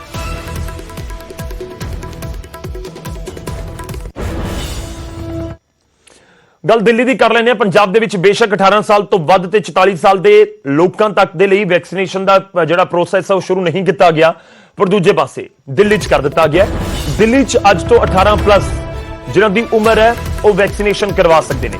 77 ਸਕੂਲਾਂ ਦੇ ਵਿੱਚ ਤੁਹਾਨੂੰ ਦੱਸ ਦਈਏ ਕਿ ਵੈਕਸੀਨੇਸ਼ਨ ਸੈਂਟਰ ਦਿੱਲੀ ਦੇ ਵਿੱਚ ਬਣਾਏ ਗਏ ਨੇ, ਪਰ ਜਿਨ੍ਹਾਂ ਨੇ ਰਜਿਸਟ੍ਰੇਸ਼ਨ ਕਰਵਾਇਆ ਸਿਰਫ ਉਹਨਾਂ ਨੂੰ ਹੀ ਟੀਕਾਕਰਨ ਹੋਏਗਾ। ਪੰਜਾਬ 'ਚ ਜੇ 18+ ਦੇ ਲਈ ਟੀਕਾਕਰਨ ਨਹੀਂ ਸ਼ੁਰੂ ਹੋਇਆ ਹੈ। ਵੈਕਸੀਨ ਦੀ ਘਾਟ ਦੀ ਵਜ੍ਹਾ ਦੇ ਨਾਲ ਪੰਜਾਬ ਦੇ ਵਿੱਚ ਇਹ ਦੇਰੀ ਹੋ ਰਹੀ ਹੈ। ਪਰ ਦਿੱਲੀ ਦੇ ਵਿੱਚ ਲਗਾਤਾਰ ਅਸੀਂ ਖਬਰਾਂ ਸੁਣੀਆਂ ਨੇ, ਲਗਾਤਾਰ ਅਸੀਂ ਤੁਹਾਡੇ ਤੱਕ ਜਾਣਕਾਰੀ ਪਹੁੰਚਾਈ ਹੈ। ਇਹ ਚਿੰਤਾ ਨੂੰ ਵਧਾਉਣ ਵਾਲੀਆਂ ਖਬਰਾਂ ਵੀ ਆਈਆਂ ਕਿ ਉੱਥੇ ਦਿੱਕਤ ਕਿੰਨੀ ਜ਼ਿਆਦਾ, ਕੇਸਿਸ ਵੱਧ ਰਹੇ ਨੇ ਤੇ ਆਕਸੀਜਨ ਦੀ ਘਾਟ, ਸਭ ਕੁਝ ਦਿੱਲੀ ਦੇ ਵਿੱਚ ਹੁੰਦਾ ਸਾਨੂੰ ਨਜ਼ਰ ਆਇਆ। ਪਰ ਇਸ ਵਿਚਾਲੇ ਹੁਣ ਵੈਕਸੀਨੇਸ਼ਨ ਨੂੰ ਲੈ ਕੇ ਇੱਕ ਚੰਗੀ ਖਬਰ ਜ਼ਰੂਰ ਹੈ ਕਿ ਵੈਕਸੀਨੇਸ਼ਨ ਦਾ ਪ੍ਰੋਸੈਸ ਜ਼ਰੂਰ ਸ਼ੁਰੂ ਕਰ ਦਿੱਤਾ ਗਿਆ ਹੈ। 18 ਸਾਲ ਦੀ ਉਮਰ ਤੋਂ ਵੱਧ ਲੋਕਾਂ ਦੇ ਲਈ ਵੀ ਇਹ ਦਿੱਲੀ 'ਚ ਹੋਇਆ। 77 ਜਿਹੜੇ ਸੈਂਟਰਸ ਨੇ ਉਹ ਬਣਾ ਦਿੱਤੇ ਗਏ।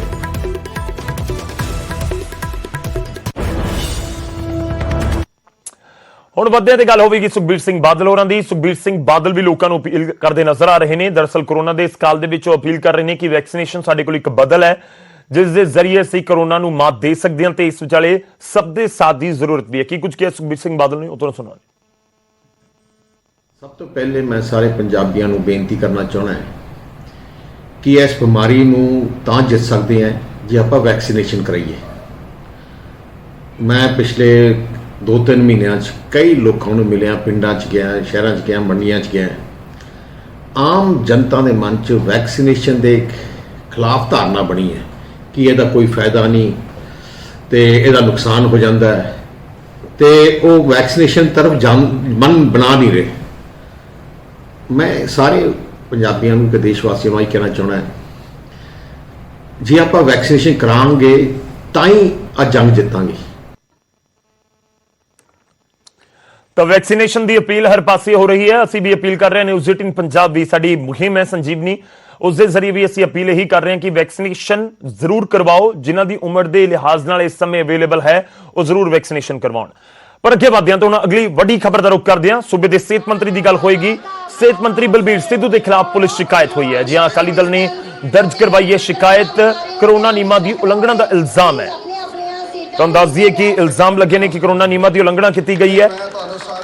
ਨਗਰ ਕੌਂਸਲ ਦੇ ਪ੍ਰਧਾਨ ਦੀ ਨਿਯੁਕਤੀ ਦੇ ਲਈ ਤਪਾ ਮੰਡੀ ਪਹੁੰਚੇ ਸੀ ਸਿਹਤ ਮੰਤਰੀ। ਸਮਾਗਮ ਦੌਰਾਨ ਲੋਕਾਂ ਦਾ ਜਮਾਵੜਾ ਦਿਖਿਆ। ਅਕਾਲੀ ਦਲ ਦੇ ਵੱਲੋਂ FIR ਦਰਜ ਕੀਤੇ ਜਾਣ ਦੀ ਮੰਗ ਕੀਤੀ ਗਈ ਹੈ। ਖੈਰ ਇਹ ਤਾਂ ਬਹੁਤ ਕਲੀਅਰ ਗੱਲ ਹੈ ਕਿ ਜੇਕਰ ਨਿਯਮ ਹੈਗੇ ਨੇ ਉਹ ਸਭ ਦੇ ਲਈ ਨੇ, ਸਭ ਦੇ ਲਈ ਨਿਯਮ ਜ਼ਰੂਰੀ ਨੇ ਤੇ ਜੇਕਰ ਉਲੰਘਣਾ ਹੋਈ ਹੈ ਤਾਂ ਉਸ ਦੇ ਉੱਤੇ ਕੀ ਐਕਸ਼ਨ ਹੁੰਦਾ ਹੈ ਉਹ ਦੇਖਣ ਵਾਲੀ ਗੱਲ ਰਹੇਗੀ। ਤਪਾ ਮੰਡੀ ਦੇ ਵਿੱਚ ਪ੍ਰਧਾਨ ਦੀ ਚੋਣ ਸੀ, ਪਹੁੰਚੇ ਹੋਏ ਸੀ ਸਿਹਤ ਮੰਤਰੀ। ਜੋ ਜਾਣਕਾਰੀ ਹੈ, ਮੂੰਹ ਦੇ ਉੱਤੇ ਮਾਸਕ ਬੇਸ਼ੱਕ ਸੀ, ਨਾਲ ਦੇ ਲੋਕਾਂ ਨੇ ਵੀ ਲੱਗ ਰਿਹਾ ਕਿ ਮਾਸਕ ਤਾਂ ਲਗਾਇਆ ਹੋਇਆ ਸੀ ਆਲਮੋਸਟ ਸਭ ਨੇ, ਪਰ ਇਸ ਵਿਚਾਲੇ ਜਮਾਵੜਾ ਜ਼ਰੂਰ ਨਜ਼ਰ ਆਇਆ। ਇਹ ਪਹਿਲਾਂ ਹੀ ਸਾਫ਼ ਕਿਹਾ ਗਿਆ ਕਿ ਜੇ ਕੋਈ ਧਾਰਮਿਕ ਹੈ, ਸਿਆਸੀ ਇਕੱਠ ਹੈ ਜਾਂ ਕੋਈ ਹੋਰ ਜਿਹੜਾ ਸਮਾਜਿਕ ਇਕੱਠ ਹੈ ਉਹ ਨਹੀਂ ਕੀਤਾ ਜਾ ਸਕਦਾ, ਪਾਬੰਦੀ ਹੈ। ਲੋਕਾਂ ਦੇ ਘਰਾਂ ਦੇ ਵਿੱਚ ਵਿਆਹ ਸਮਾਗਮ ਰੱਖੇ ਗਏ ਨੇ, 10 ਲੋਕਾਂ ਦੀ ਇਜਾਜ਼ਤ ਉੱਥੇ ਹੈ ਕਿ 10 ਲੋਕਾਂ ਤੋਂ ਜ਼ਿਆਦਾ ਨਾ ਸ਼ਾਮਲ ਹੋਣ। ਤੇ ਦੂਜੇ ਪਾਸੇ ਕੋਈ ਸੰਸਕਾਰ ਦਾ ਮੌਕਾ ਹੁੰਦਾ ਹੈ, ਕਿਸ ਦੇ ਘਰ ਕੋਈ ਅਜਿਹੀ ਘਟਨਾ ਵਾਪਰ ਜਾਂਦੀ ਹੈ, ਉੱਥੇ ਵੀ 10 ਤੋਂ 15 ਲੋਕਾਂ ਨੂੰ ਹੀ ਸ਼ਾਮਲ ਹੋਣ ਦੀ 10 ਲੋਕਾਂ ਨੂੰ ਸ਼ਾਮਲ ਹੋਣ ਦੀ ਇਜਾਜ਼ਤ ਹੈ। ਪਰ ਜੇਕਰ ਜਿਹੜੇ ਮਿਸਾਲ ਪੇਸ਼ ਕਰਨ ਵਾਲੇ ਲੋਕ ਨੇ ਉਹਨਾਂ ਨੂੰ ਜ਼ਰੂਰਤ ਹੈ ਮਿਸਾਲ ਪੇਸ਼ ਕਰਨ ਦੀ, ਜੇਕਰ ਉਹ ਇਸ ਤਰੀਕੇ ਦੇ ਨਾਲ ਨਜ਼ਰ ਆਉਣਗੇ ਲੋਕਾਂ ਦੀ ਭੀੜ ਦੇ ਵਿਚਾਲੇ, ਫਿਰ ਦਿੱਕਤ ਹੋਏਗੀ, ਲੋਕ ਵੀ ਸਵਾਲ ਪੁੱਛਣਗੇ। ਖੈਰ ਅਕਾਲੀ ਦਲ ਨੇ ਮੰਗ ਕੀਤੀ ਹੈ ਕਿ FIR ਦਰਜ ਕੀਤੀ ਜਾਵੇ।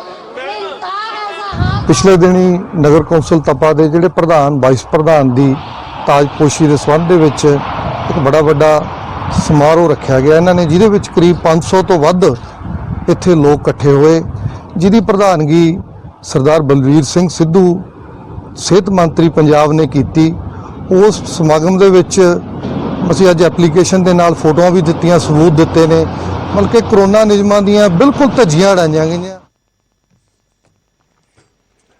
ਹੁਣ ਅੱਗੇ ਵਧਦੇ ਅਗਲੀ ਖਬਰ ਦਾ ਰੁਖ ਕਰਦੇ ਹਾਂ। ਇੱਕ ਪਾਸੇ ਕਰੋਨਾ ਦਾ ਕਹਿਰ ਜਾਰੀ ਹੈ ਤਾਂ ਦੂਜੇ ਪਾਸੇ ਲੋਕਾਂ ਦੇ ਵੱਲੋਂ ਲਾਪਰਵਾਹੀ ਵੀ ਵਰਤੀ ਜਾ ਰਹੀ ਹੈ। ਖਬਰ ਲਵਾਂਗੇ ਨੂਰਪੁਰ ਦੇ ਪਿੰਡ ਚਿਹੜ ਤੋਂ, ਜਿੱਥੇ ਇਕੱਠ ਕਰ ਦਿੱਤਾ ਗਿਆ। ਕਿਸਾਨਾਂ ਦੇ ਵੱਲੋਂ ਰੋਕ ਦੇ ਬਾਵਜੂਦ ਵੀ ਉੱਥੇ ਇਕੱਠ ਕੀਤਾ ਗਿਆ। ਰਿਪੋਰਟ ਦੇਖੋ।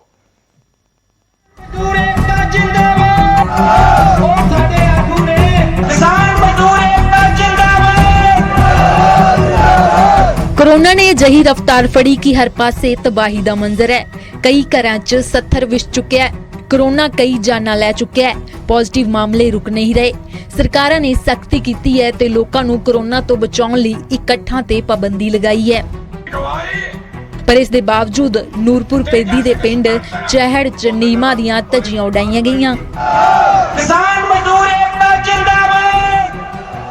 ਕਿਰਤੀ ਕਿਸਾਨ ਮੋਰਚਾ ਨੇ ਕਾਨਫਰੰਸ ਕੀਤੀ, ਵੱਡਾ ਇਕੱਠ ਕੀਤਾ ਤੇ ਹੁਣ ਪੁਲਿਸ ਐਕਸ਼ਨ ਮੋਡ 'ਚ ਆਈ ਹੈ ਤੇ ਸਖਤ ਕਾਰਵਾਈ ਵੀ ਕੀਤੀ। ਪੁਲਿਸ ਨੇ ਕਿਸਾਨ ਜਥੇਬੰਦੀਆਂ ਦੇ ਆਗੂ, ਆਮ ਆਦਮੀ ਪਾਰਟੀ ਦੇ ਵਰਕਰਾਂ ਸਮੇਤ ਕਈ ਹੋਰਾਂ ਦੇ ਖਿਲਾਫ ਮਾਮਲਾ ਵੀ ਦਰਜ ਕੀਤਾ ਹੈ। ਕਿਸਾਨ ਮਜ਼ਦੂਰ ਏਕਤਾ ਜਿੰਦਾਬਾਦ। ਇਹ ਉਹ ਸਾਡੇ ਆਗੂ ਨੇ ਜਿਨ੍ਹਾਂ ਨੇ ਉਧਰ ਕਿਸਾਨ ਆਗੂਆਂ ਨੇ ਇਸ ਕਾਰਵਾਈ ਦਾ ਵਿਰੋਧ ਕੀਤਾ ਤੇ ਸਰਕਾਰ ਤੇ ਤਸ਼ੱਦਦ ਕਰਨ ਦਾ ਇਲਜ਼ਾਮ ਲਗਾਇਆ ਹੈ। ਆਗੂਆਂ ਨੇ ਕਿਹਾ ਕਿ ਪੁਲਿਸ ਜਿੰਨੇ ਮਰਜ਼ੀ ਮਾਮਲੇ ਦਰਜ ਕਰ ਲਵੇ, ਅਸੀਂ ਡਰਨ ਵਾਲੇ ਨਹੀਂ। ਉਹ ਮਾਮਲਿਆਂ ਦਾ ਡਟ ਕੇ ਸਾਹਮਣਾ ਕਰਨਗੇ ਤੇ ਵੱਡਾ ਸੰਘਰਸ਼ ਉਲੀਕਿਆ ਜਾਵੇਗਾ। ਸਾਡੇ ਉਹਨਾਂ ਜੋਧਿਆਂ ਨੇ ਅਗਵਾਈ ਕੀਤੀ। ਅਸੀਂ ਪਹਿਲਾਂ ਵੀ ਕਿਹਾ ਸੀ ਵੀ ਅਸੀਂ ਇਹਨਾਂ ਪਰਚੀਆਂ ਤੋਂ ਨਹੀਂ ਡਰਦੇ, ਪਰ ਇਹ ਕੈਪਟਨ ਸਰਕਾਰ ਨੇ ਸਾਬਤ ਕਰਤਾ ਵੀ ਉਹ ਮੋਦੀ ਸਰਕਾਰ ਦੇ ਨਾਲ ਰਲੀ ਹੋਈ ਆ। ਉਹ ਕਰੋਨਾ ਦਾ ਬਹਾਨਾ ਲੈ ਕੇ ਇਹ ਸੰਘਰਸ਼ ਨੂੰ ਦਬਾਉਣਾ ਚਾਹੁੰਦੀ ਆ ਕਿ ਪੰਜਾਬ ਸਰਕਾਰ ਸੈਂਟਰ ਸਰਕਾਰ ਦੇ ਨਾਲ ਰਲੀ ਹੋਈ ਹੈ ਕਿ ਉਹ ਕਰੋਨਾ ਦੇ ਨਾਂ ਦੇ ਉੱਤੇ ਜਿਹੜਾ ਸੰਘਰਸ਼ ਦਿੱਲੀ ਦੇ ਬਾਰਡਰਾਂ ਤੇ ਚੱਲ ਰਿਹਾ 3 ਕਾਨੂੰਨਾਂ ਖਿਲਾਫ, ਉਹਨੂੰ ਹਰ ਹਾਲ ਵਿੱਚ ਦਬਾਉਣਾ ਚਾਹੁੰਦੀ ਹੈ। ਦੱਸਿਆ ਜਾ ਰਿਹਾ ਹੈ ਕਿ ਕਿਸਾਨ ਆਗੂਆਂ ਨੂੰ ਕਾਨਫਰੰਸ ਕਰਨ ਲਈ ਪ੍ਰਸ਼ਾਸਨ ਤੋਂ ਇਜਾਜ਼ਤ ਲੈਣ ਲਈ ਕਿਹਾ ਗਿਆ ਸੀ, ਪਰ ਨਾ ਤਾਂ ਪ੍ਰਸ਼ਾਸਨ ਤੱਕ ਪਹੁੰਚ ਕੀਤੀ ਗਈ ਤੇ ਨਾ ਹੀ ਕਿਸੇ ਨੇ ਇਜਾਜ਼ਤ ਲਈ। ਕਰੋਨਾ ਕਾਲ 'ਚ ਸਾਰਿਆਂ ਨੂੰ ਇਕੱਠ ਕਰਨ ਤੋਂ ਬਚਣਾ ਚਾਹੀਦਾ ਹੈ। ਇਕੱਠ 'ਚ ਜੇ ਕੋਈ ਕਰੋਨਾ ਪੋਜ਼ਿਟਿਵ ਹੋਇਆ ਤਾਂ ਅੰਕੜੇ ਕਿੱਥੇ ਜਾਣਗੇ, ਇਹ ਸੋਚ ਕੇ ਵੀ ਡਰ ਲੱਗਦਾ ਹੈ। ਨੰਗਲ ਤੋਂ ਰਾਜਕੁਮਾਰ, ਨਿਊਜ਼ 18।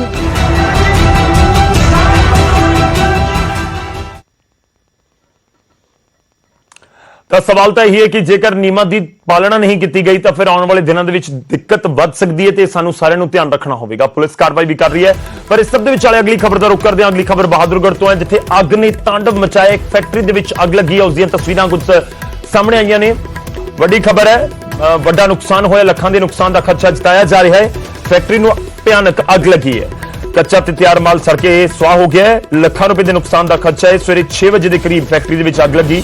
ਅੱਗ ਦੇ ਉੱਤੇ ਕਾਬੂ ਪਾਉਣ ਦੀ ਕੋਸ਼ਿਸ਼ ਫਾਇਰ ਬ੍ਰਿਗੇਡ ਦੀਆਂ ਗੱਡੀਆਂ ਦੇ ਵੱਲੋਂ ਕੀਤਾ ਜਾ ਰਿਹਾ ਹੈ ਤੇ ਬਹਾਦੁਰਗੜ੍ਹ ਦੇ ਵਿੱਚ ਅੱਗ ਲੱਗੀ ਹੈ। ਅੱਗ ਦੀ ਪੂਰੀ ਘਟਨਾ ਵਾਪਰੀ ਹੈ, ਤਸਵੀਰਾਂ ਤੁਹਾਨੂੰ ਦਿਖਾ ਰਹੇ ਹਾਂ ਕੁਝ ਹੀ ਪਲਾਂ 'ਚ।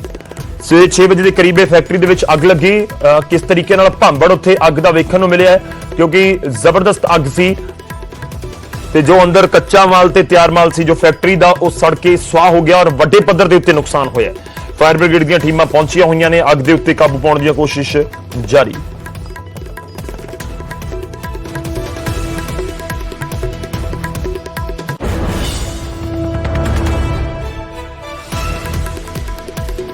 है 6:45 बजे के आसपास हमारे पास मैसेज आया था कि गाड़ी फैक्ट्री में बहुत ज़्यादा आग है। तो हमने गाड़ियाँ निकाल दी तीनों स्टेशनों की। यहाँ आके देखा तो आग काफ़ी देर पहले लगी हुई। अंदाज़ा आग को देखने से अंदाज़ा लगाया गया कि आग काफ़ी फैली हुई है। नुकसान कितना होगा सर? पूरी फैक्ट्री में ही आ गई? मालिक ही बता सकता है, मोस्टली सारी फैक्ट्री चलेगी। फायर इक्विपमेंट काम कर रहे थे सर यहाँ? फायर इक्विपमेंट्स इनके आइडेंट काम नहीं कर रहे थे, बाकी पानी दे दिया गया। आग कैसे लगी होगी सर, कोई पता चला? अभी तक कोई अंदाजा नहीं, अभी शायद शॉर्ट सर्किट हो या पता नहीं, बाकी इसका कोई आइडिया नहीं होगा। रुक करते प्रदीप धनखड़ इस समय साडे नाल फोन लाइन ते जुड़ रहे हैं बहादुरगढ़ तो। प्रदीप, जानना चाहेंगे इस समय की स्थिति क्या है, आग पर काबू पाया गया और दूसरा वजह क्या है? जी बिल्कुल, आग पर काबू पाने का प्रयास फिलहाल अभी किया जा रहा है, लेकिन आग पर पूरी तरह से काबू नहीं पाया गया है। 6 बजे ये आग लगी थी सुबह के समय। फायर ब्रिगेड के कर्मचारी मौके पर पहुंचे हैं, 6 गाड़ियों को भी बुलाया गया है। साथ ही जो फैक्ट्री के कर्मचारी हैं वो भी आग पर काबू पाने का प्रयास कर रहे हैं। क्रेन की मदद से दरवाजों को तोड़ा गया है, फैक्ट्री के भवन को भी काफी नुकसान पहुंचा है और लाखों रुपए का तैयार और कच्चा माल यहाँ पर रखा हुआ था जो पूरी तरह जलकर राख हुआ है। पूरी ही फैक्ट्री में ये आग फैल गई है। पहले फैक्ट्री के पिछले हिस्से में आग लगी थी, लेकिन देखते ही देखते पूरी फैक्ट्री को आग ने अपनी चपेट में ले लिया है। ज्वलनशील केमिकल और रबड़ होने के कारण आग पर काबू पाने के प्रयास भी नाकाफी साबित हो रहे हैं। लगातार फैक्ट्री के अंदर से काला धुआं और आग की लपटें बाहर निकल रही हैं। शॉर्ट सर्किट हो सकता है आग की वजह से ये आग लगी और फिलहाल आग बुझने के बाद ही जांच की जाएगी और जांच के बाद ही पता चल सकेगा कि असली वजह क्या थी और आग कहां से शुरू हुई, किस तरीके से शुरू हुई।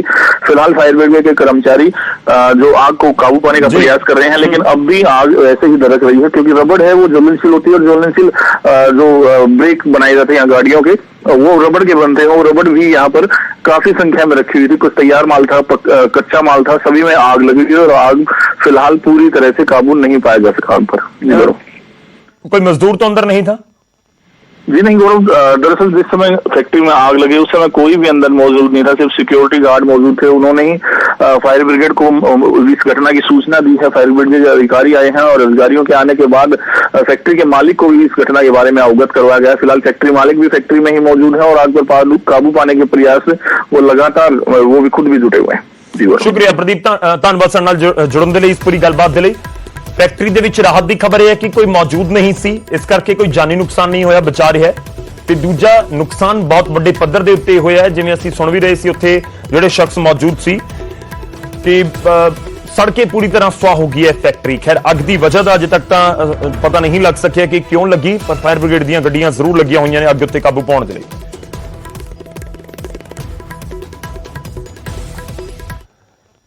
ਹੁਣ ਅੱਗੇ ਵਧਦੇ ਹਾਂ, ਅਗਲੀ ਖਬਰ ਦਾ ਰੁਖ ਕਰਦੇ ਹਾਂ। ਖਬਰ ਮੋਗਾ ਤੋਂ ਹੈ। ਮੋਗਾ ਦੇ ਵਿੱਚ ਇੱਕ ASI ਦੀ ਖੁਦਕੁਸ਼ੀ ਦੀ ਖਬਰ ਸਾਹਮਣੇ ਆ ਰਹੀ ਹੈ। ਸਤਨਾਮ ਸਿੰਘ ਨਾਮ ਦੱਸਿਆ ਜਾ ਰਿਹਾ ASI ਦਾ, ਜਿਨ੍ਹਾਂ ਦੇ ਵੱਲੋਂ ਇੱਕ ਖੌਫਨਾਕ ਕਦਮ ਚੁੱਕਿਆ ਗਿਆ। ਵੱਡੀ ਖਬਰ ਹੈ ਮੋਗਾ ਤੋਂ, ਜੀ ਮੋਗਾ ਦੇ ਵਿੱਚ ਇੱਕ ASI ਨੇ ਖੁਦ ਨੂੰ ਗੋਲੀ ਮਾਰ ਕੇ ਖੁਦਕੁਸ਼ੀ ਕਰ ਲਈ ਹੈ। ਸਤਨਾਮ ਸਿੰਘ ਇਹਨਾਂ ਦਾ ਨਾਮ ਦੱਸਿਆ ਜਾ ਰਿਹਾ ਹੈ। ਮੋਗਾ ਦੇ ਵਿੱਚ ASI ਨੇ ਖੁਦਕੁਸ਼ੀ ਕੀਤੀ ਹੈ। ਚੌਂਕੀ ਦੇ ਵਿੱਚ ਖੌਫਨਾਕ ਕਦਮ ਚੁੱਕਿਆ, ਜਿੱਥੇ ਉਹ ਤੈਨਾਤ ਸੀ ਉੱਥੇ ਇਹਨਾਂ ਦੇ ਵੱਲੋਂ ਇਹ ਖੌਫਨਾਕ ਕਦਮ ਚੁੱਕਿਆ। ਪੀੜਤ ਪਰਿਵਾਰ ਨੇ SHO ਦੇ ਉੱਤੇ ਗੰਭੀਰ ਇਲਜ਼ਾਮ ਲਗਾਏ ਨੇ। ਮੋਗਾ ਦੇ ਪਿੰਡ ਬਦਨੀ ਕਲਾਂ ਦਾ ਇਹ ਪੂਰਾ ਮਾਮਲਾ ਹੈ। ਮੋਗਾ ਦੇ ਵਿੱਚ ASI ਨੇ ਖੁਦਕੁਸ਼ੀ ਕੀਤੀ ਹੈ।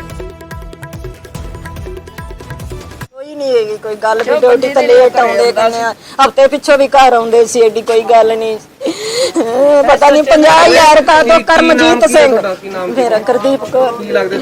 ਉਹ 10 ਦਿਨ ਤੋਂ ਕਹਿੰਦੇ ਸੀ SHO ਤੰਗ ਕਰਦਾ ਜੀ ਉਹਨਾਂ ਨੂੰ। ਕਰਮਜੀਤ ਸਿੰਘ। ਕੀ ਤੰਗ ਕਰਦੇ, ਕਿਵੇਂ ਕਹਿੰਦੇ? ਐ ਨਹੀਂ ਦੱਸਦੇ ਸੀ, ਬਸ ਤੰਗ ਕਰਦਾ। ਉਹ ਕਹਿੰਦੇ ਮੈਨੂੰ ਅੱਜ ਕੀ ਹੋਇਆ ਸੀ? ਅੱਜ ਸਵੇਰ ਮੈਨੂੰ ਫੋਨ ਲਾਇਆ 6:30 ਵਜੇ ਨਾ, ਕਹਿੰਦੇ ਮੈਂ ਮਾਰਨ ਲੱਗਾ, ਮੈਨੂੰ ਮੇਰੇ ਤੋਂ 50,000 ਰੁਪਇਆ ਮੰਗਦਾ। ਉਹ ਕੌਣ ਮੰਗਦਾ ਜੀ? SHO। ਬਸ ਇਹ ਤੋਂ ਬਾਅਦ ਮੈਂ ਉੱਥੇ ਗਿਆ, ਮੈਂ ਉਸ ਤੋਂ ਬਾਅਦ ਉਹ ਕਹਿੰਦੇ ਉੱਥੋਂ ਲੈ ਕੇ ਚੱਲ ਗਿਆ ਹਸਪੀਟਲ। ਕਿੱਥੇ ਤੇ ਨਾ ਸੀ ਤੁਹਾਡੇ ਡੈਡੀ? ਲੋਪੋ ਚੌਂਕੀ 'ਚ। ਕੀ ਨਾਮ ਕੀ ਹੈ? ਸਤਨਾਮ ਸਿੰਘ। ਇਹਨੇ ਦੱਸਿਆ ਨਹੀਂ ਕਾਹਦਾ 50,000 ਮੰਗਦਾ ਉਹ? ਐ ਨਹੀਂ ਦੱਸਿਆ। ਰੁਕ ਕਰਦੇ ਹਾਂ ਮੋਗਾ ਤੋਂ। ਦੀਪਕ ਸਿੰਗਲਾ ਇਸ ਸਮੇਂ ਸਾਡੇ ਸਹਿਯੋਗੀ ਸਾਡੇ ਨਾਲ ਜੁੜ ਰਹੇ ਨੇ। ਦੀਪਕ, ਕੀ ਕੁਝ ਪੂਰਾ ਮਾਮਲਾ, ਕਿਉਂਕਿ SHO ਤੇ ਪਰਿਵਾਰ ਇਲਜ਼ਾਮ ਲਗਾ ਰਿਹਾ ਕਿ ਤੰਗ ਪਰੇਸ਼ਾਨ ਕੀਤਾ ਜਾ ਰਿਹਾ ਸੀ, ਕੀ ਕੁਝ ਇਲਜ਼ਾਮ ਨੇ ਤੇ SHO ਦਾ ਕੋਈ ਹੁਣ ਤੱਕ ਬਿਆਨ ਇਸ ਦੇ ਵਿੱਚ ਸਾਹਮਣੇ ਆਇਆ ਹੋਵੇ, ਉਹਨਾਂ ਦਾ ਪੱਖ?